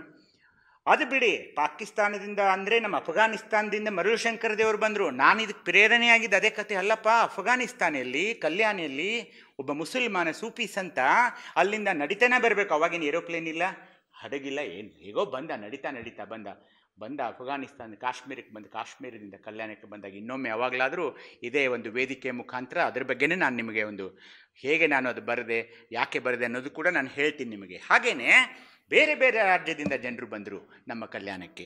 ಅದೊಂದು ದೊಡ್ಡ ಕ್ರಾಂತಿಯಾಗಿ ಹೋಯಿತು. ಮೃತ್ಯು ಲೋಕವನ್ನು ಇಲ್ಲಿಯೇ ಅವ್ರು ಕಂಡರು. ಅಲ್ಲೊಂದು ನರಕ ಇದೆ, ಸ್ವರ್ಗ ಇದೆ ಅಂತ ಏನು ಹೇಳಲಿಲ್ಲ. ಎಲ್ಲವೋ ಎಂಬ ನರಕ ಅದೆಲ್ಲ ನಿಮ್ಗೆ ಗೊತ್ತಿದೆ. ನರಕ ಸ್ವರ್ಗವನ್ನು ನಿಮಗೆ ಇಲ್ಲೇ ತೋರಿಸಿಬಿಟ್ರು. ಚೆನ್ನಬಸವಣ್ಣವರು ಹೇಳುವಂತೆ, ಮೃತ್ಯು ಮನದ ಮೈಲಿಗೆಯ ಕಳೆಯಲೆಂದು ಗೀತ ಮಾತೆಂಬ ಜ್ಯೋತಿಯ ಬೆಳಗಿ ಕೊಟ್ಟರು ಕೂಡಲ ಸಂಗನ ಶರಣರು. ಹಾಲ ತೊರೆಗೆ ಬೆಲ್ಲದ ಕೆಸರ ಸಕ್ಕರೆಯ ಮಳಲು ತವ ರಾಜದಂತಹ ನೊರೆತೊರೆಗಳು ಇಂತಪ್ಪ ಆದ್ಯರ ವಚನವಿರಲು ಬೇರೆ ಬಾವಿಯ ತೋಡಿ ಉಪ್ಪ ನೀರ ಸವಿದಂತಾಯಿತ್ತಯ್ಯ. ನಾವು ಈ ಬೇರೆ ಬಾವಿ ತೋಡೋದು ಇನ್ನೂ ಬಂದ್ ಮಾಡಿಲ್ಲ. ಇಲ್ಲೇ ನಮಗೆ ಮುತ್ತುರತ್ನಗಳನ್ನು ಕೊಟ್ಟು ಹೋಗಿದ್ದಾರೆ ಅವರು. ಆದರೂ ಬ್ಯಾಡ್ರಿ ಬೇರೆ ಮಾವಿ ಸ್ವಲ್ಪ ನೋಡೋಣ, ಅಲ್ಲೇನು ಉಪ್ಪು ನೀರೇ ಇರೋದಲ್ವಾ ಅಂತ ಅವ್ರು ಹೇಳ್ತಿದ್ದಾರೆ. ಹೀಗೆ ವಚನಗಳ ಕೇಳದೆ ಅನ್ಯಪುರಾಣಗಳ ಕೇಳಿ ನಾನು ಕೆಟ್ಟನಯ್ಯ ಕೂಡಲ ಸಂಗಮ ದೇವ ಅಂತ. ಇನ್ನೂ ಏನು ಹೇಳ್ಬೇಕ್ರಿ, ಇನ್ನೂ ಹೆಂಗೆ ಅವ್ರು ಹೇಳ್ಬೇಕು ನಮ್ಗೆ ಅದೇ ತಿಳಿತಾ ಇಲ್ಲ ನನಗೆ. ಸಿದ್ದರಾಮೇಶ್ವರಂತೂ ಎಷ್ಟು ಸುಂದರವಾಗಿ ಹೇಳ್ತಿದ್ದಾರೆ ನೋಡಿ. ಸ್ಮೃತಿಗಳು ಸಮುದ್ರದ ಪಾಲಾಗಲಿ, ಶ್ರುತಿಗಳು ವೈಕುಂಠವ ಸೇರಲಿ, ಪುರಾಣಗಳು ಅಗ್ನಿಯ ಸೇರಲಿ, ಆಗಮಗಳು ವಾಯುವ ಹೊಂದಲಿ ಎನ್ನುವ ಮೂಲಕ ಅವನ್ನೆಲ್ಲ ಜರಿದು ಬಿಟ್ರು. ಆದರೆ ನಮ್ಮ ಶರಣರ ವಚನಗಳು ನನ್ನ ಹೃದಯದಲ್ಲಿರಲಿ ಅಂತ ಸಿದ್ದರಾಮೇಶ್ವರು ಹೇಳಿದರು. ದಾಸಿಮಯ್ಯನವರು ಕಡುದರ್ಪವೇರಿದ ಒಡಲೆಂಬ ಬಂಡಿಗೆ ಮೃಡ ಶರಣರ ನುಡಿಗಡನವೇ ಕೀಲು. ಕೀಲು ತೆಗೆದ್ರೆ ಬಂಡಿ ಹೋಗುತ್ತೇನ್ರಿ? ಇಲ್ಲ, ಬಿದ್ದು ಬಿಡುತ್ತೆ. ವಚನವನ್ನೋದೇ ಆ ಬಂಡಿಗಡೆ, ನಮ್ಮ ಜೀವನದ ಒಂದು ಈ ಚಕ್ರ ಏನಿರುತ್ತಲ್ಲ ಅದಕ್ಕೆ ವಚನವನ್ನೇ ನಾವು ಹಾಕೋಣ. ನುಡಿಗಡನವೇ ಕಡೆಗೀಲು ಅಂತ. ಬದುಕಿನ ಬಂಡಿ ಸರಿಯಾಗಿ ನಡೆಯಬೇಕೆಂದರೆ ವಚನ ಸಾಹಿತ್ಯವನ್ನು ಕಡೆಗೀಲನ್ನಾಗಿ ಮಾಡಿಕೊಳ್ಳಿ ಅಂತ ನಮ್ಮ ದಾಸಿಮಯ್ಯನವರು ಹೇಳಿದರು. ಬಸವಣ್ಣನವರ ಶರಣರವರ ಮುತ್ತಿನ ನುಡಿಗಳು ಕಿವಿಯ ಮೇಲೆ ಬಿದ್ದರೆ ದೇವರನ್ನೇ ಬಿಟ್ಟು ಕೊಡುವೆ. ಏನು ದೇವರನ್ನೇ ಬಿಟ್ಟು ಕೊಡುವೆ ಅಂದ್ರೆ ಏನು? ಕುಂಬಾರ ಗುಂಡಯ್ಯನಿಗೆ ಬಂದ ಶಿವ ಹೇಳ್ದ, ನಡೆಯಪ್ಪ ನನ್ನ ಜೊತೆ, ನಿನಗೆ ಕೈಲಾಸ ಕೊಡ್ತೀನಿ, ಕೈಲಾಸ ತೋರಿಸ್ತೀನಿ, ಕೈಲಾಸದಲ್ಲಿ ನಿನಗೊಂದು ಬೆಸ್ಟ್ 5 ಸ್ಟಾರ್ ರೂಮ್ ಕೊಡ್ತೀನಿ, ಕಮ್ ವಿತ್ ಮೀ ಅಂದ. ಬೇಡನೆಗೆ ಕೈಲಾಸ ಅಂತಂದ ಅವನು. ಅಲ್ಲೇನೋ ಬರೀ ಊಟ ಮಾಡಿ ಮಲ್ಕೊಳ್ತಾರೆ, ಕಾಯಕ ಇಲ್ಲ. ಬೇಡನೆಗೆ ಕೈಲಾಸ, ನೀಡನೆಗೆ ಕಾಯಕ ಅಂದರು ಕುಂಬಾರ ಗುಂಡಯ್ಯನವರು. ನಗೆ ಮಾರಿ ತಂದಿ ಹೇಳ್ದ, ನೀ ನನ್ನ ಕೈಲಾಸಕ್ಕೆ ಕರ್ಕೊಂಡು ಹೋಗ್ತೀನಿ ನಡಿ. ನಾನು ಅವನ್ನೆಲ್ಲ ನಗಿಸಿದ, ಪಾರ್ವತಿನ ಏನೋ ಪರಮೇಶ್ವರನ ನಗಿಸಿದ್ನಂತೆ, ನನ್ನ ಕೂಲಿ ಕೊಡು ಅಂತ ಹೇಳ್ದ ಇವನು. ಇಲ್ಲ, ನನ್ನ ಕೂಲಿ ಹಾಕಬೇಕು, ನನ್ನ ಜೊತೆ ನೀನು ಕೈಲಾಸಕ್ಕೆ ಬಾ ಅಂತ. ಅಯ್ಯೋ, ನೀನು ನಿರುಪಯುಕ್ತ ಜನ, ಅಲ್ಲಿ ಮಲ್ಕೊಳ್ಳೋ ಜನ, ನೀವೇನು ಉದ್ಯೋಗ ಇಲ್ಲ ಏನಿಲ್ಲ, ಅಲ್ಲಿ ನಾನು ಬರೋದಿಲ್ಲ ಅಂತ. ಅಂದರೆ ಬೇಡನೆಗೆ ಕೈಲಾಸ, ನೀಡನೆಗೆ ಕಾಯಕ ಅಂತ ಹೇಳಿದ್ದು ಪ್ರಪ್ರಥಮವಾಗಿ. ನಮಗೆ ಯಾರಾದರೂ ಹಾಗೆ ನಿನ್ನ ಸರ್ಗಕ್ಕೆ ಕರ್ಕೊಂಬರ್ತೀನಿ ಬಾ, ನಿನ್ನೇನು ಮಾಡ್ತಾಯಿದ್ದೆ ಅಂದಾಗ ನಾವು ಹೋಗಿಬಿಡೋರು. ನಮ್ಮ ಶರಣರು ಅದನ್ನು ಒಪ್ಪಲಿಲ್ಲ. ಜ್ಞಾನದೀಪ್ತಿಯ ಬೆಳಗುವ ತೈಲವ್ಯಾವುದೆಂದರೆ ಸದುಮಾನ್ಯರ ನುಡಿಗಡನದಿಂದ ಸರುವ ವಸರು, ಅದು ತಾನೆಂಬ ಅರಿವಿನ ನಿಶ್ಚಯವ ತೋರುವುದು. ಹೀನ ಜಡತೆಯ ಮುಸುಕಿದ ಗಂಧಿಕೆ ತಿಳಿದು ಬಾನು ಬಂದರೆ ಜಗದ ಭ್ರಮೆ ಹರಿವಂತೆ ಹರಿವುದು. ಬುಧರೊಳು ನೀನಿರಲು ಕರ್ಮ ಹರಿವುದು ಕೂಡಲ ಚೆನ್ನ ಸಂಗಮ ದೇವ. ಅವು ಜ್ಞಾನದ ಒಂದು ದೀಪವನ್ನು ಬೆಳಗಿಸುವಂಥ, ಅದಕ್ಕೇನು ಬೇಕು? ಎಣ್ಣೆ ಬೇಕು. ಆ ಎಣ್ಣೆ ಯಾವಂದರೆ ವಚನ ಸಾಹಿತ್ಯ, ವಚನಗಳು. ಅವು ತಾನು ಯಾರು ಎನ್ನುವ ಅರಿವನ್ನು ನಮಗೆ ಮಾಡಿಕೊಡ್ತಾ ಇವೆ. ಜಡತ್ವವನ್ನು ನಿವಾರಿಸಿ ಚೈತನ್ಯವನ್ನು, ಶಿವ ಚೈತನ್ಯವನ್ನು ನಮಗೆ ಕರುಣಿಸ್ತಾ ಇದೆ. ಹಾಗೆಯೇ ಸೂರ್ಯ ಉದಯವಾಗುತ್ತಲೇ ಜಗತ್ತಿನ ಕತ್ತಲು ಕರಗುವಂತೆ ಈ ಶರಣರ ವಚನಗಳನ್ನು ನಾವು ಪಠಿಸಿದಾಗ, ಅಭ್ಯಸನ ಮಾಡಿದಾಗ, ಅರ್ಥ ಮಾಡಿಕೊಂಡಾಗ ನಮ್ಮ ಜೀವನದಲ್ಲಿ ನಾನು ಯಾರು ಎಂಬಕ್ಕೆ ಒಂದು ಉತ್ತರ ಸಿಗ್ತಾ ಇದೆ. ಅದಕ್ಕೆ ಹಾವಿನ ಹಾಳದ ಕಲ್ಲಯ್ಯನವರು, ಇವರು ನಮ್ಮ ಶಿವಸಿದ್ದರಾಮೇಶ್ವರರ ಆಪ್ತರು. ಅವ್ರೇನು ಹೇಳಿದರು? ಕೇಳಿರೆ ಕೇಳಿರೆ. ಹಾವಿನ ಹಾಳ ಕಲ್ಲಯ್ಯ ಅಂದರೆ ರೀ, ಇವ ನಾಯಿಯ ಮೂಲಕ ವೇದವನ್ನು ನುಡಿಸಿದ ಒಬ್ಬ ವಿಚಿತ್ರ ಮನುಷ್ಯ ರೀ. ಅದೆಲ್ಲ ಬರ್ತದೆ ನಿಮಗೆ. ಅವರು ಹೇಳ್ತಾರೆ, ಕೇಳಿರೆ ಕೇಳಿರೆ ಶಿವವಚನ ಗುರುವಚನ ಪುರಾತರ ವಚನ ಅನುಭವ ಕೇಳಿ ಬದುಕಿರಯ್ಯ. ಕೇಳಿದ ಸದ್ಭಕ್ತರೆಲ್ಲರೂ ಕೃತಾರ್ಥರಪ್ಪರು. ತನು ಕರಗಿ ಮನ ಕರಗಿ ಭಾವ ಬಿಚ್ಚದು. ಅಹಂಕಾರ ಬಳಿದು ಶರಣರ ಅನುಭಾವವ ಕೇಳಿದಡೆ ಅದೇ ಮುಕ್ತಿ ನೋಡಿರೆ. ಇಂತಲ್ಲದೆ ಮನೋವ್ಯಾಕುಲನಾಗಿ ತನು ಮುಟ್ಟಿ ಕೇಳಿದಡೆ ಉಪದೇಶವಂತು ಸಲ್ಲುವುದಯ್ಯ. ಎಂತಳುವಡುವುದಯ್ಯ ಮಹಾಲಿಂಗ ಕಲ್ಲೇಶ್ವರ. ಗುರುವಚನ ಪರಾತ್ಮಕಂಗೆ ಎಂದೆಂದಿಗೂ ಭವಹಿಂಗದು ನೋಡ. ಆದ್ದರಿಂದ ಭವಬಂಧನವನ್ನು ಕಳಿಸಿಕೊಳ್ಳಲು ನಾವು ಶಿವವಚನ ಮತ್ತು ಗುರುವಚನ ಸಹಕಾರಿಯಾಗಿವೆ. ಹಾಗೆಯೇ ಇವತ್ತಿಗೆ ಒಂದು ಆಪತ್ತು ನಡೀತಾ ಇದೆ. ಏನಂದರೆ ವಚನಗಳ ಅರ್ಥ ಗೊತ್ತಿಲ್ಲ, ಆದರೂ ಅದನ್ನು ಪಾಲನೆಯೂ ಮಾಡ್ತಾ ಇಲ್ಲ, ತನ್ನ ನಡೆಯಲ್ಲಿಯೇ ಅದು ಇಲ್ಲ. ಆದರೂ ಕೂಡ ಅವನು ವಚನಗಳನ್ನು ಪುಂಖಾನುಪುಂಖವಾಗಿ ಅನೇಕ ವೇದಿಕೆಗಳ ಮುಂದೆ ಹೇಳೋ ಜನರು ಹುಟ್ಕೊಂಡು ಬಿಟ್ಟಿದ್ದಾರೆ. ಮತ್ತಿಷ್ಟೆಲ್ಲ ಹೇಳ್ತಿದ್ರೆ ನೀವು ಯಾಕೆ ಹಿಂಗಿದ್ದೀರಿ ಸರ್ ಅಂತ ಕೇಳ್ರಿ ಅವ್ರಿಗೆ. ಅದನ್ನು ಕೇಳೋಲ್ಲ. ಅವ್ರಿಗೆಲ್ಲ ಏನಂದ್ರು? ಬಯಲು ರಂಜಕರು. ಮಡಿವಾಳ ಮಾಚಿದೇವರು ಅವ್ರಿಗೆ ಏನಂದ್ರು? ಒಂದು ಹೊಸ ಶಬ್ದನೇ ಕೊಟ್ಟರು. ಅವ್ರಿಗೆಲ್ಲ ಏನಂತಾರೆ ಅವರು? ಬಯಲು ರಂಜಕರು. ಏನಂದ್ರು ಅವರು? ವಚನದ ರಚನೆಯ ನುಡಿಯುವ ಬಯಲು ರಂಜಕರೆಲ್ಲ ಭಕ್ತರ ಪರ್ಯಾಯ. ಈಗ ಡಾಕ್ಟರ್ ನೂಲಿ ಅವರು ವಚನಗಳ ಬಗ್ಗೆ ಇಷ್ಟ ಹೇಳ್ತಿದ್ದಾರೆ ಅಂದರೆ ಅವರೇನಾದರೂ ಸ್ವಲ್ಪ ನುಡಿಯಲ್ಲಿ ಹೇಳ್ತಾ ಇದ್ದಾರೆ, ನಡೆಯಲ್ಲಾದರೂ ಸ್ವಲ್ಪ ಆದರೂ ಇದ್ದಾರಾ? 20% 30% ಇದ್ದಾರಾ? ವಚನ ತನ್ನಂತಿರೋದು ತಾನು ವಚನದಂತಿರ. ವಚನ ಹೇಳ್ತಿದ್ದಾನೆ, ವಚನ ತನ್ನಂತಿರದು ತಾನು ವಚನದಂತಿರ. ಅದೆಂತೆಂದಡೆ ತನು ಮನಧನವನ್ನೆಲ್ಲ ಹಿಂದಿಟ್ಟುಕೊಂಡು ಮಾತಿನ ಬನವೆಯ ಮುಂದಿಟ್ಟುಕೊಂಡು ಒಡೆಯನ ಕಂಡು ನಾಯಿ ಬಾಲವ ಬೆಳೆದುಕೊಂಬಂತೆ ಆತರನಂದಾಯಿತು. ಆ ನಾಯಿಗೇನು ಇಂಟ್ರೆಸ್ಟ್ ಇರುತ್ತೆ ಹೇಳ್ರಿ? ಯಾವಾಗ ಅವ್ನು ರೊಟ್ಟಿ ಹಾಕ್ತಾನೋ, ಯಾವಾಗ ನನಗೆ ಅನ್ನ ಹಾಕ್ತಾನೋ ಅದಷ್ಟೇ ಅವನಿಗೆ ಬೇಕು. ಎಷ್ಟು ಶ್ರೀಮಂತ ಇದ್ದಾನೆ, ಇವನ ಬಂಗ್ಲೆ ಎಷ್ಟಿದೆ, ಇವನ ಕಡೆ ಕಾರ್ ಎಷ್ಟಿದೆ ಅನ್ನೋ ಇರೋಲ್ಲ. ಹಾಗೇನೆ ಅದಾಗಬಾರ್ದು. ಆ ಬಯಲು ರಂಜಕರಾಗಬಹುದು. ಕೇವಲ ವಚನ ನುಡಿಯವರನ್ನು ಬಯಲು ರಂಜಕರು ಅಂತ ಅವರು ಕರೆದ್ರು. ಅದಕ್ಕೆ ನಮಗೆ ವಚನಗಳನ್ನು ಹೇಳೋದಾದರೆ ಕೂಡ ನಮ್ಮ ವ್ಯಕ್ತಿತ್ವ ಶುದ್ಧವಾಗಿರಬೇಕು, ನಿರ್ಮಲ ಮನಸ್ಸಿನಿಂದಿರಬೇಕು. ನಾನು 3-4 ಪೆಗ್ ಹಾಕಿ ಚೆನ್ನಾಗಿ ಬಸವಣ್ಣನವರ ಒಂದು ವಚನವನ್ನು ಹೇಳ್ತೀನಿ ಅಂದರೆ ಅದು ಅಪರಾಧವಾಗುತ್ತದೆ. ಸಲ್ಲದು. ಅದು ಅಲ್ಲ, ನಾವು ಮಾಡೋ ಅದು ಧರ್ಮನೇ ಅಲ್ಲ. ಹೀಗಾಗಿ ಅವರು ಭಕ್ತರಾಗಲು ಸಾಧ್ಯವಿಲ್ಲ. ಭಕ್ತರಾಗಬೇಕಾದರೆ ವಚನದ ಆಶಯದಂತೆ ಬದುಕನ್ನು ನಾವು ಬದಲಾಯಿಸ್ಕೊಳ್ಬೇಕು. ಹಾಗಿದ್ರೆ ಈ ಧರ್ಮದಲ್ಲಿ ಹೋಗಬೇಕು. ಈ ವಚನ ಸಾಹಿತ್ಯವನ್ನು ನಾನು ಅಭ್ಯಸನ ಮಾಡ್ತೀನಿ ಅಂದರೆ ನೀವು ಆ ಚಟಗಳಿಂದ ಮುಕ್ತರಾಗಿದ್ದರೆ ಮಾತ್ರ ಇದು ಸಾಧ್ಯವೇ ಹೊರತು ಅವುಗಳನ್ನು ನಾನು ಮಾಡ್ತೀನಿ, ಇವುಗಳನ್ನು ನಾನು ಮಾಡ್ತೀನಿ ಅಂದರೆ ಅದು ಆಗಲ್ಲ. Sorry, you are not suppose to do that. ಅವರ ಬದುಕು ವಚನದಂತೆ ಇರೋದಿಲ್ಲ, ವಚನವೇ ಬೇರೆ ಬದುಕೇ ಬೇರೆ ಅಂತ ಹೀಗಾಗಬಾರದು ಬಂಧುಗಳೇ. ಆದ್ಯರ ವಚನವ ನೋಡಿ ಓದಿ ಹೇಳಿದಿಲ್ಲಿ ಫಲವೇನಿಭೋ, ತನ್ನಂತೆ ವಚನದಿಲ್ಲ, ವಚನದಂತೆ ತಾನಿಲ್ಲ. ನುಡಿಯಲ್ಲಿ ಅದ್ವೈತವ ನುಡಿದು ನಡೆಯಲ್ಲಿ ಅಧಮರಾದಳೆ ಶಿವಶರಣರು ಮೆಚ್ಚುವರೇ ಇದು ಕಾರಣ. ಅವರ ನಡೆನುಡಿ ಶುದ್ಧವಿಲ್ಲವಾಗಿ ಅವರಿಗೆ ಗುರುಲಿಂಗ ಜಂಗಮ ಪಂಚಾಕ್ಷರವಿಲ್ಲ. ಇಂತೀವಲ್ಲದೆ ಬರಿಯ ಮಾತಿನಲ್ಲಿ ಬೊಮ್ಮವ ನುಡಿಯುವ ಬ್ರಹ್ಮೇತಿಕಾರರ ಮೆಚ್ಚ ನಿಕ್ಕಳಂಕ ಮಲ್ಲಿಕಾರ್ಜುನ ಅಂತ ಮೋಳಿಗೆ ಮಾರಯ್ಯನವರು ಹೇಳ್ತಾರೆ. ಯಾರು ಮೋಳಿಗೆ ಮಾರಯ್ಯನವರು? ಕಾಶ್ಮೀರದ ರಾಜ ರೀ. ಕಾಶ್ಮೀರ ರಾಜ ಒಬ್ಬ ತನ್ನ ರಾಜ್ಯವನ್ನು ಬಿಟ್ಟು ಇಲ್ಲಿ ಎದಕ್ಕೆ ಬಂದ? ಕಟಗಿ ಕಡ್ಯಾಕ ಯಾರು ಬರ್ತಾರೆ? ಬರುವಾಗ ಒಬ್ಬನೇ ಬಂದ? ಇಲ್ಲ, ಅವಳು ಬಂದ್ಲು, ಮಹಾದೇವಿ ಅಕ್ಕ ಅವಳು ಬಂದ್ಲು. ಅವರಿಬ್ಬರಿಗೆ ಹೇಳದೆ ಮೊದಲೇ ಬಂದಿದ್ಲು ಬಂತಾದೇವಿ ಅವ್ರ ತಂಗಿ. ಬಂದು ವಚನಗಳನ್ನ ಬರೆದ್ರು. ಅದ್ರ ಹಿಂದಿನ ಕತೆ ಏನಂದರೆ, ಇಷ್ಟೊಂದು ನನ್ನ ಕಾಶ್ಮೀರದಿಂದ ಜನ ವಲಸೆ ಹೋಗ್ತಾ ಇದ್ದಾರೆ ಕಲ್ಯಾಣಕ್ಕೆ, ಯಾಕೆ ಏನಾಗ್ತಾ ಇದೆ ಅಂತ ಇಬ್ಬರು ದೂತರನಾಟಿ ಬಸವಣ್ಣನವ್ರು ಕೊಲೆ ಮಾಡಿ ಅಂತ ಕಳಿಸಿದ್ರಲ್ಲ ಮೋಳಿಗೆ ಮಾರಯ್ಯನವರು, ಅವರಿಬ್ಬರು ಸಹ ಶರಣರಾಗಿಬಿಟ್ರು. ನಮ್ಮಲ್ಲಿ ಬದನೆಕಾಯಿ ಲಿಂಗ ಕಟ್ಟಿಕೊಂಡು, ಬದನೆಕಾಯಿ ಎಲ್ಲ ಲಿಂಗ ಆಯಿತು ನಮ್ಮ ಮಹಾಮಣಿಯಲ್ಲಿ. ಅದು ನಿಮಗೆಲ್ಲ ಗೊತ್ತು. ಶರಣ ಚಿಕ್ಕಯ್ಯನವರು ಇಲ್ಲೇ ಉಳಿದ್ಬಿಟ್ರು ಅವ್ರು ಶರಣರಾಗಿ. ಅವರು ವಚನಗಳನ್ನು ಬರೆದ್ರು. ಆ ಮೋಳಿಗೆ ಮಾರಯ್ಯನವರು ಹೇಳ್ತಾ ಇದ್ದಾರೆ, ಪುರಾತನರ ಅಥವಾ ಬಸವಾದಿ ಶರಣರ ವಚನಗಳನ್ನ ಓದಿದರೆ ಅವುಗಳನ್ನ ಮತ್ತೊಬ್ಬರಿಗೆ ಹೇಳಿದರೆ ಫಲ ದಕ್ಕೋದಿಲ್ಲ. ಅದಕ್ಕೆ ಕಾರಣ ಅಂದರೆ ವಚನದಂತೆ ನಾವು ನಡೀತಾ ಇಲ್ಲ ಎನ್ನೋದು. ಮಾತಿನಲ್ಲಿ ಅದ್ವೈತ ತತ್ವ ಹೇಳಿ ನಡೆಯಲ್ಲಿ ಅದಕ್ಕೆ ವಿರುದ್ಧವಾದ ಒಂದು ಕೆಟ್ಟ ಕೆಲಸವನ್ನು ನಾವು ಮಾಡ್ತಾ ಇದ್ದರೆ ಶರಣರು ಮೆಚ್ಚೋದಿಲ್ಲ. ಯಾರಿಗೆ ನಡೆ ನುಡಿ ಶುದ್ಧವಿರೋದಿಲ್ವೋ ಅವರಿಗೆ ಗುರು ಲಿಂಗ ಜಂಗಮ ಪಂಚಾಕ್ಷರ ಸಲ್ಲದು. ಇವಿಲ್ಲದೆ ಬರಿಯ ಮಾತಿನಲ್ಲೇ ಪರಿಭ್ರಮದ ವಿಚಾರ ಹೇಳಿದರೆ ಅದು ಹಾಗಿದೆ ಹೀಗಿದೆ ಅಂತ ಹೇಳ್ತಾ ಹೋದರೆ ಅದಾಗೋದಿಲ್ಲ ಅಂತ ನೀವು ನೋಡಬೇಕು. ಅದಕ್ಕೆ ಅಂತಿಮ ಸತ್ಯ ಏನಂದರೆ, ವಚನಗಳಲ್ಲಿ ಮನುಕುಲದ ಉನ್ನತಿಗೆ ಬೇಕಾದ ತತ್ವ ಸಿದ್ಧಾಂತಗಳಿವೆ. ನೊಂದವರಿಗೆ ಸಾಂತ್ವನದ ಸಂದೇಶ ಇದೆ. ಜೀವನದ ಎಲ್ಲ ಸಮಸ್ಯೆಗಳಿಗೆ ಇಲ್ಲಿ ಪರಿಹಾರವಿದೆ. ಆತ್ಮೋದ್ಧಾರ ಮತ್ತು ಲೋಕೋದ್ಧಾರಕ್ಕೆ ಬೇಕಾದ ಎಲ್ಲ ತತ್ವಗಳು ಅಡಕವಾಗಿವೆ. ವಚನ ಸಾಹಿತ್ಯಕ್ಕೆ ಮತ್ತಾವ ಸಾಹಿತ್ಯವನ್ನು ಹೋಲಿಸಲು ಸಾಧ್ಯವಿಲ್ಲ. ಹಿಮಾಲಯಕ್ಕೆ ಮತ್ತೊಂದು ಪರ್ವತವನ್ನು ಹೋಲಿಸಲು ಸಾಧ್ಯವಿಲ್ಲದ ಹಾಗೆ ವಚನ ಸಾಹಿತ್ಯಕ್ಕೆ ಬೇರೆ ಸಾಹಿತ್ಯವನ್ನು ನಾವು ಹೋಲಿಸಲು ಬರೋದಿಲ್ಲ. ಹೀಗಾಗಿ ಇನ್ನೊಂದು 2 ನಿಮಿಷದಲ್ಲಿ ನಾನು ಮುಗಿಸ್ತಾ ಇದ್ದೀನಿ. ಏನಂದರೆ, ವಚನ ಸಾಹಿತ್ಯಕ್ಕೆ ಈಗ ಸದ್ಯಕ್ಕಿರುವ ಕೆಲವೊಂದು ತವಕತಲನಗಳನ್ನ ನಿಮ್ಮ ಮುಂದೆ ನಾನು ಇಡ್ತಾ ಇದ್ದೀನಿ.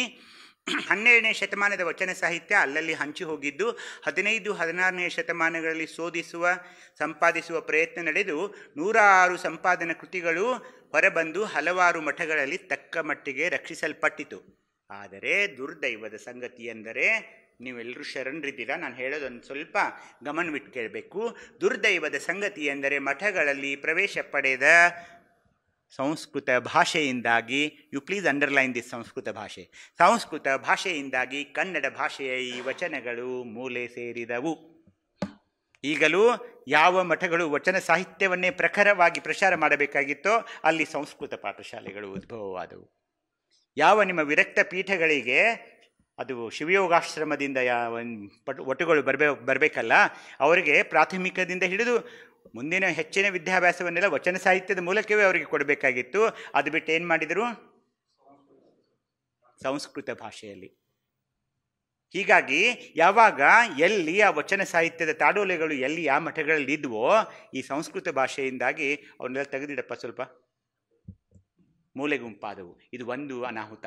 ಇನ್ನೊಂದು ಅನಾಹುತ ಏನಾಯ್ತಂದರೆ, ನಮ್ಮ ಮನೆಗೆ ಬಂದರು ಅವರು, ಈ ತಾಯಿ ಅಂಥವ್ರು ಇರ್ತಾರೆ, ಆ ಜಗಲಿ ಮೇಲೆ ಇಟ್ಟು ಅವ್ರು ಪೂಜೆ ಮಾಡ್ತಾಯಿದ್ರು. ದಿನಕ್ಕೆ ಅದಕ್ಕೆ 1 ಟನ್ ಕುಂಕುಮ, 1 ಟನ್ ಅರಿಶಿನ, 1 ಟನ್ ವಿಭೂತಿ ಪುಡಿ ಹಾಕಿ ಅದನ್ನು ಪೂಜೆ ಮಾಡ್ತಾಯಿದ್ರು.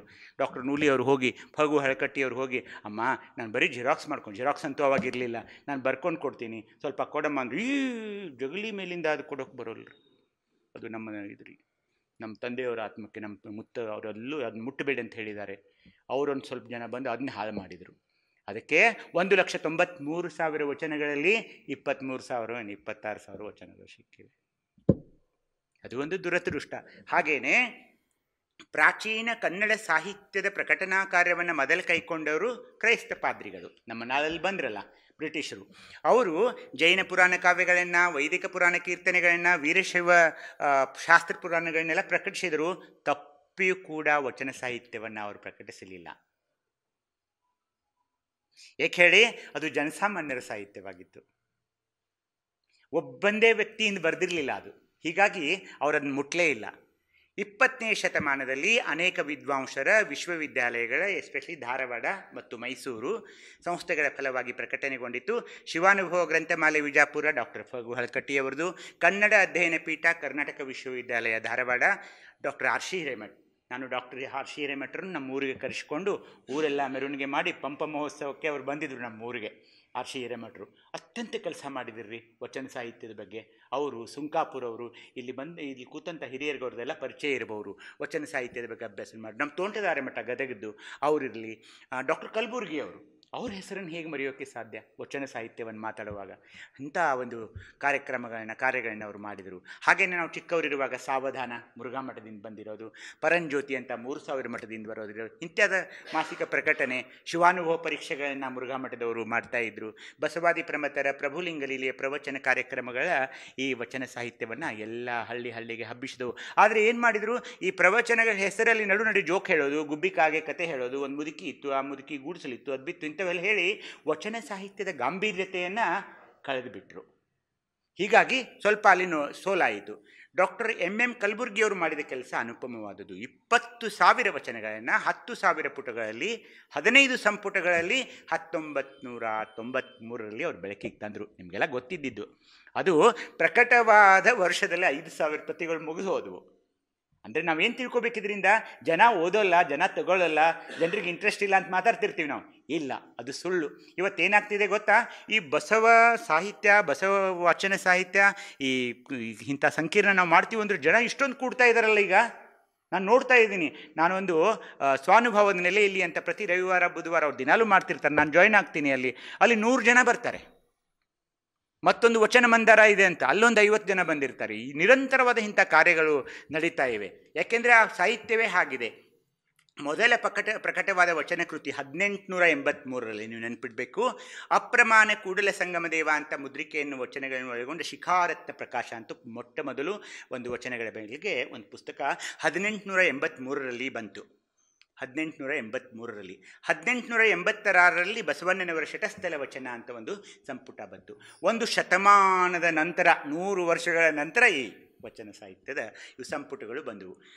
ಹಾಗಾಗಿಯೇ ನಾನು ಮೇಲಿನ ಮೇಲೆ ಯಾಕೆ ಹೇಳ್ತಾ ಇದ್ದೇನೆ, ಬಸವ ಸಮಿತಿ ಯಾಕಂತಾನಿದೆ ಅಂದರೆ, ಅವರಿಂದ ವಿವಿಧ ಭಾಷೆಗಳಿಗೆ ಅನುವಾದ ಕಾರ್ಯ ಏನಾಯ್ತಲ್ಲ, ಇದು ಒಂದು ಕ್ರಾಂತಿಕರವಾದ ಕೆಲಸ ಈಗ ನಡೀತಾ ಇದೆ.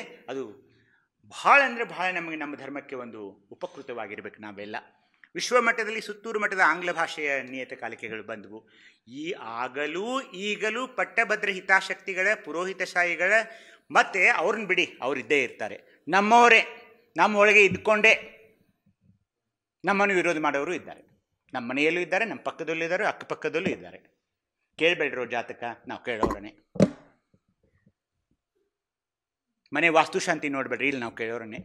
ಎಷ್ಟರ ಮಟ್ಟಿಗೆ ಅಂದರೆ, ಡಾಕ್ಟರ್ ನೀವು ಬೇಕಾದರೆ ಬೇರೆ ಮನೆ ಮಾಡಿರಿ, ನಮಗೆ ಹಿಂಗೆ ಇರೋಕ್ಕೆ ಬಿಡಿ. ಮೊನ್ನೆ ನಮ್ಮ ಆಸ್ಪತ್ರೆಯಲ್ಲಿ ದುಡಿಯೋಂಥ ಒಬ್ಬ ಸಿಬ್ಬಂದಿಗೆ ಬಂದ 20,000 ರೂಪಾಯಿ ಬೆಳೆದ. ಯಾಕೋ ಅಂದೆ. ಇಲ್ಲ ಸರ್, ಮನೆ ಹೊಸದು ಕಟ್ಟಿದ್ದೆ, ಆಗಾಯಿತು, ಎಲ್ಲ ಆಯಿತು, ಮನೆ ಮತ್ತು ಈಗ ಯಾಕೆ ದುಡ್ಡು ಬೇಕು? ಇಲ್ಲ ಸರ್, ನಮ್ಮಪ್ಪನ ಮನೆಗಿಟ್ಟವ್ರಿ, ನಮ್ಮಪ್ಪ ತೀರ್ಕೊಂಡ, ಅದನ್ನು ನಾನು ಕೇಳೋಕ್ಕೆ ಹೋದಾಗ ಅದು ಪಂಚಕ ಹತ್ತಿದೆ ಅಂತ ಹೇಳಿ. ಈಗ ಮನೆ ಬಿಡಬೇಕು. ಮನೆ ಬಿಟ್ಟಾಗ ಅದನ್ನೇನು ಮಾಡಬೇಕು? ಅದನ್ನ ಕೀಲಿ ಹಾಕಬೇಕು. ಮತ್ತು ನನಗೆ ಬಾಡಿಗೆ ಮನೇಲಿರಬೇಕು, ಅದಕ್ಕೆ ದುಡ್ಡು ಬೇಕಾಗಿದೆ. ನಮ್ಮ ಅಕ್ಕ ಫೋನ್ ಮಾಡಿದ್ಲು ಮುಧೋಳದಿಂದ. ಅವಳು ಬೆಂಗಳೂರಲ್ಲಿದ್ದಾಗ ಅವ್ರ ಮನೇಲಿ 2 ಪಕ್ಷಿ ಹೋದ್ವಂತೆ. ಎಂಥ ಪಕ್ಷಿ ಅದು ನಂಗೆ ಹೆಸರು ಬೇಕು, ಕಾಗೆಲ್ಲ ಹೊಳು ಪಕ್ಷಿ ಅಂತ ಏನೋ ಅದು ಪಕ್ಷಿ ಇದೆ ಅಂತ. ಅವು ಬಂದ ಮನೆ ಖಾಲಿ ಮಾಡ್ರಿ ಅಂದ. ಅವು ಬಡವ್ರವರು. ಮತ್ತೆ ನಾನು ಮುಧೋಳಕ್ಕೆ ಹೋಗಿ ಯಾರಿಗೋ ಒಬ್ಬರು ನಮ್ಮ ಪರಿಚಯ ಡಾಕ್ಟ್ರಿಗೆ ಹೇಳಿ ಒಂದು ಮನೆ ಮಾಡಿಕೊಟ್ಟೆ. ಅವ್ರು ಸಾಧ್ಯನೇ ಇಲ್ಲ, ಇರಲಿ ನೀವು ಬಸವಣ್ಣನವ್ರು ಒಂದು ಪೂಜೆ ಮಾಡಿರಿ, ನಾನು ಬಂದು ಅಲ್ಲೊಂದು ಪೂಜೆ ಮಾಡ್ತೀನಿ, ಎಲ್ಲರೂ ಕೂತ್ಕೊಂಡು 5-6 ವಚನ ಹೇಳೋಣ, ದೀಪ ಹಚ್ಚೋಣ, ನೀವು ಒಳಗೆ ಇರೋಕ್ಕೆ ಶುರು ಮಾಡಿ ಅಂದರೆ ಅದೊಂದು ಬಿಟ್ಟು ನೀನು ದುಡ್ಡು ಕೊಟ್ಟು ನಮಗೊಂದು ಮನೆ ಕೊಡಿಸ್ತೀಯೋ, ನಾವು ವಚನ ಸಾಹಿತ್ಯದ ಬಗ್ಗೆನೂ ಮಾತಾಡ್ತೀನೋ ಅಂದರು. ಇದು ಇದ್ರ ಬಗ್ಗೆ ಹೇಳ್ತಾ ಇದ್ದೀನಿ. ನಮ್ಮವರ ನಡುವಿರುವ ದ್ವಂದ್ವ ಮನೋಭಾವದ ವ್ಯಕ್ತಿಗಳಿಂದ ಈ ಸತ್ಯನಿಷ್ಠ ಸಾಹಿತ್ಯಕ್ಕೆ ಆತಂಕವಿದ್ದೇ ಇರ್ತಾ ಇದೆ. ಸುಮ್ಮನೆ ಕೂತ್ಕೊಳ್ತೀವಿ ನಾವು ಅಷ್ಟೇ ಇಲ್ಲಿ, ಆದರೆ ವಿರೋಧ ಮಾಡೋ ಪ್ರಶ್ನೆ ಬಂದಾಗ ನಾವು ವಿರೋಧ ಮಾಡೋಲ್ಲ, ಮತ್ತು ಅದೇ ದಾರಿಯಲ್ಲಿ ಹೋಗ್ತಾ ಇರ್ತೀವಿ. ಅದು ತಪ್ಪು. ಹೀಗಾಗಿ ಜನಜಾಗೃತಿಯ ಅಗತ್ಯ ಅಂದರೆ ಏನು ಹೇಳಿ, ಆ ನಿಷ್ಠೆ, ಈ ಇಷ್ಟಲಿಂಗ ನಾನು ಮಾಡಿಕೊಳ್ಳುವವರಿಗಿಂತ ಇಷ್ಟಲಿಂಗ ನನ್ನನ್ನು ಯಾವಾಗಲೂ ಕಾಪಾಡ್ತಾನೆ ಅನ್ನೋ ಒಂದು ಆತ್ಮಬಲ ನಿಮ್ಮಲ್ಲಿರಬೇಕು. ನಾನು ಆಸ್ಪತ್ರೆ ತೆಗೆದಾಗ ಒಂದು ಬೋರ್ ತೆಗಿಸಿದೆ, ಒಂದು ತಿಂಗಳು ನಡೀತು, ಹೋಗ್ಬಿಡ್ತು. 2ನೇ ಬೋರ್ ಬಂತು, 2ನೇ ತೆಗಿಸಿದೆ. ಅದು ಎಲ್ಲರೂ ಅದು ಪುಟಿತಾ ಇತ್ತು, ಅದಕ್ಕೆ ಮಷೀನೇ ಕುಣಿಸಿಲ್ಲ. ಎಲ್ಲರೂ ಬಂದು ನೋಡೋರು, ಅಯ್ಯೋ ಎಷ್ಟು ಚೆನ್ನಾಗಿ ಹೊರಗೆ ಬರ್ತಾ ಇದ್ದಲ್ಲ ನೀರು ಅಂತೂ. ಅದು ಹೋಯಿತು 1 ವಾರ ಏನೋ 15 ದಿವಸದಲ್ಲಿ.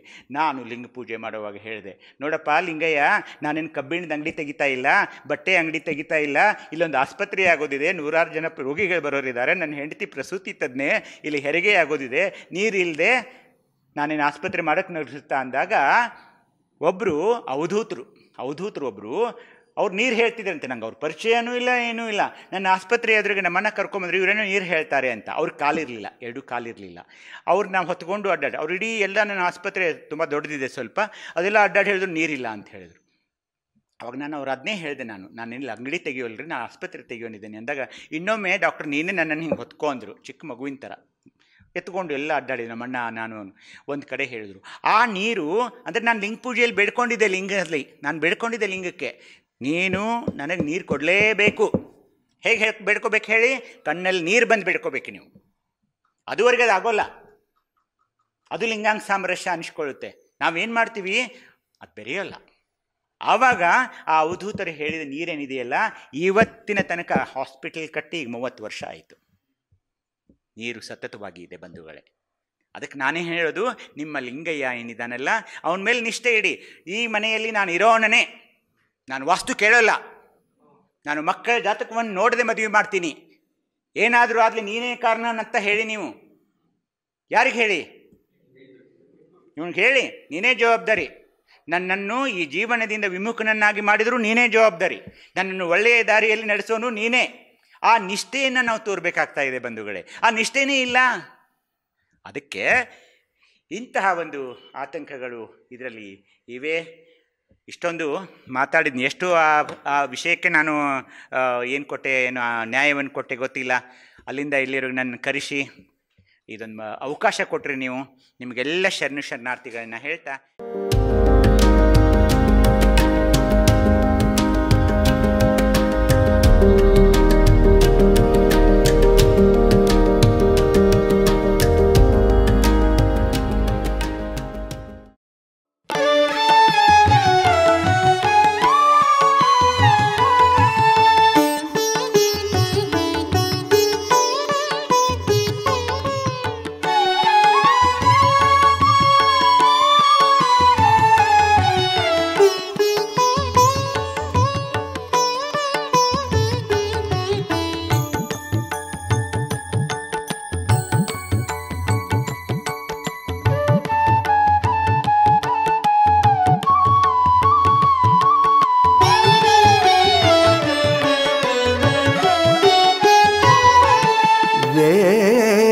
ವೇದವೆಂಬುದು ಓದಿನ ಮಾತು, ವೇದವೆಂಬುದು ಓದಿನ ಮಾತು, ಶಾಸ್ತ್ರವೆಂಬುದು ಸಂತೆಯ ಸುದ್ದಿ, ಶಾಸ್ತ್ರವೆಂಬುದು ಸಂತೆಯ ಸುದ್ದಿ, ಪುರಾಣವೆಂಬುದು ಪುಂಡರ ಗೋಷ್ಠಿ, ಪುರಾಣವೆಂಬುದು ಪುಂಡರ ಗೋಷ್ಠಿ, ತರ್ಕವೆಂಬುದು ವೇದವೆಂಬುದು ತಗರ ಹೊರಟೆ ತರ್ಕವೆಂಬುದು ತಗರ ಹೊರಟೆ ವೇದವೆಂಬುದು ಓದಿನ ಮಾತು ವೇದವೆಂಬುದು ಓದಿನ ಮಾತು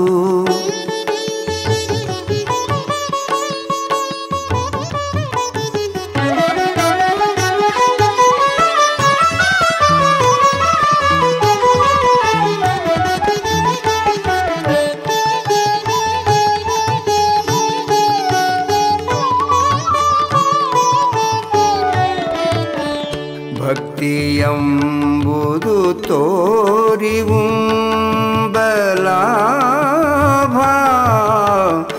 ಭಕ್ತಿಯೆಂಬುದು ತೋರಿವುಂಬಲಾಭ ಗುಹೇಶ್ವರನೆಂಬುದು ಮೀರಿದ ಘನವು ಗುಹೇಶ್ವರನೆಂಬುದು ಮೀರಿದ ಘನವು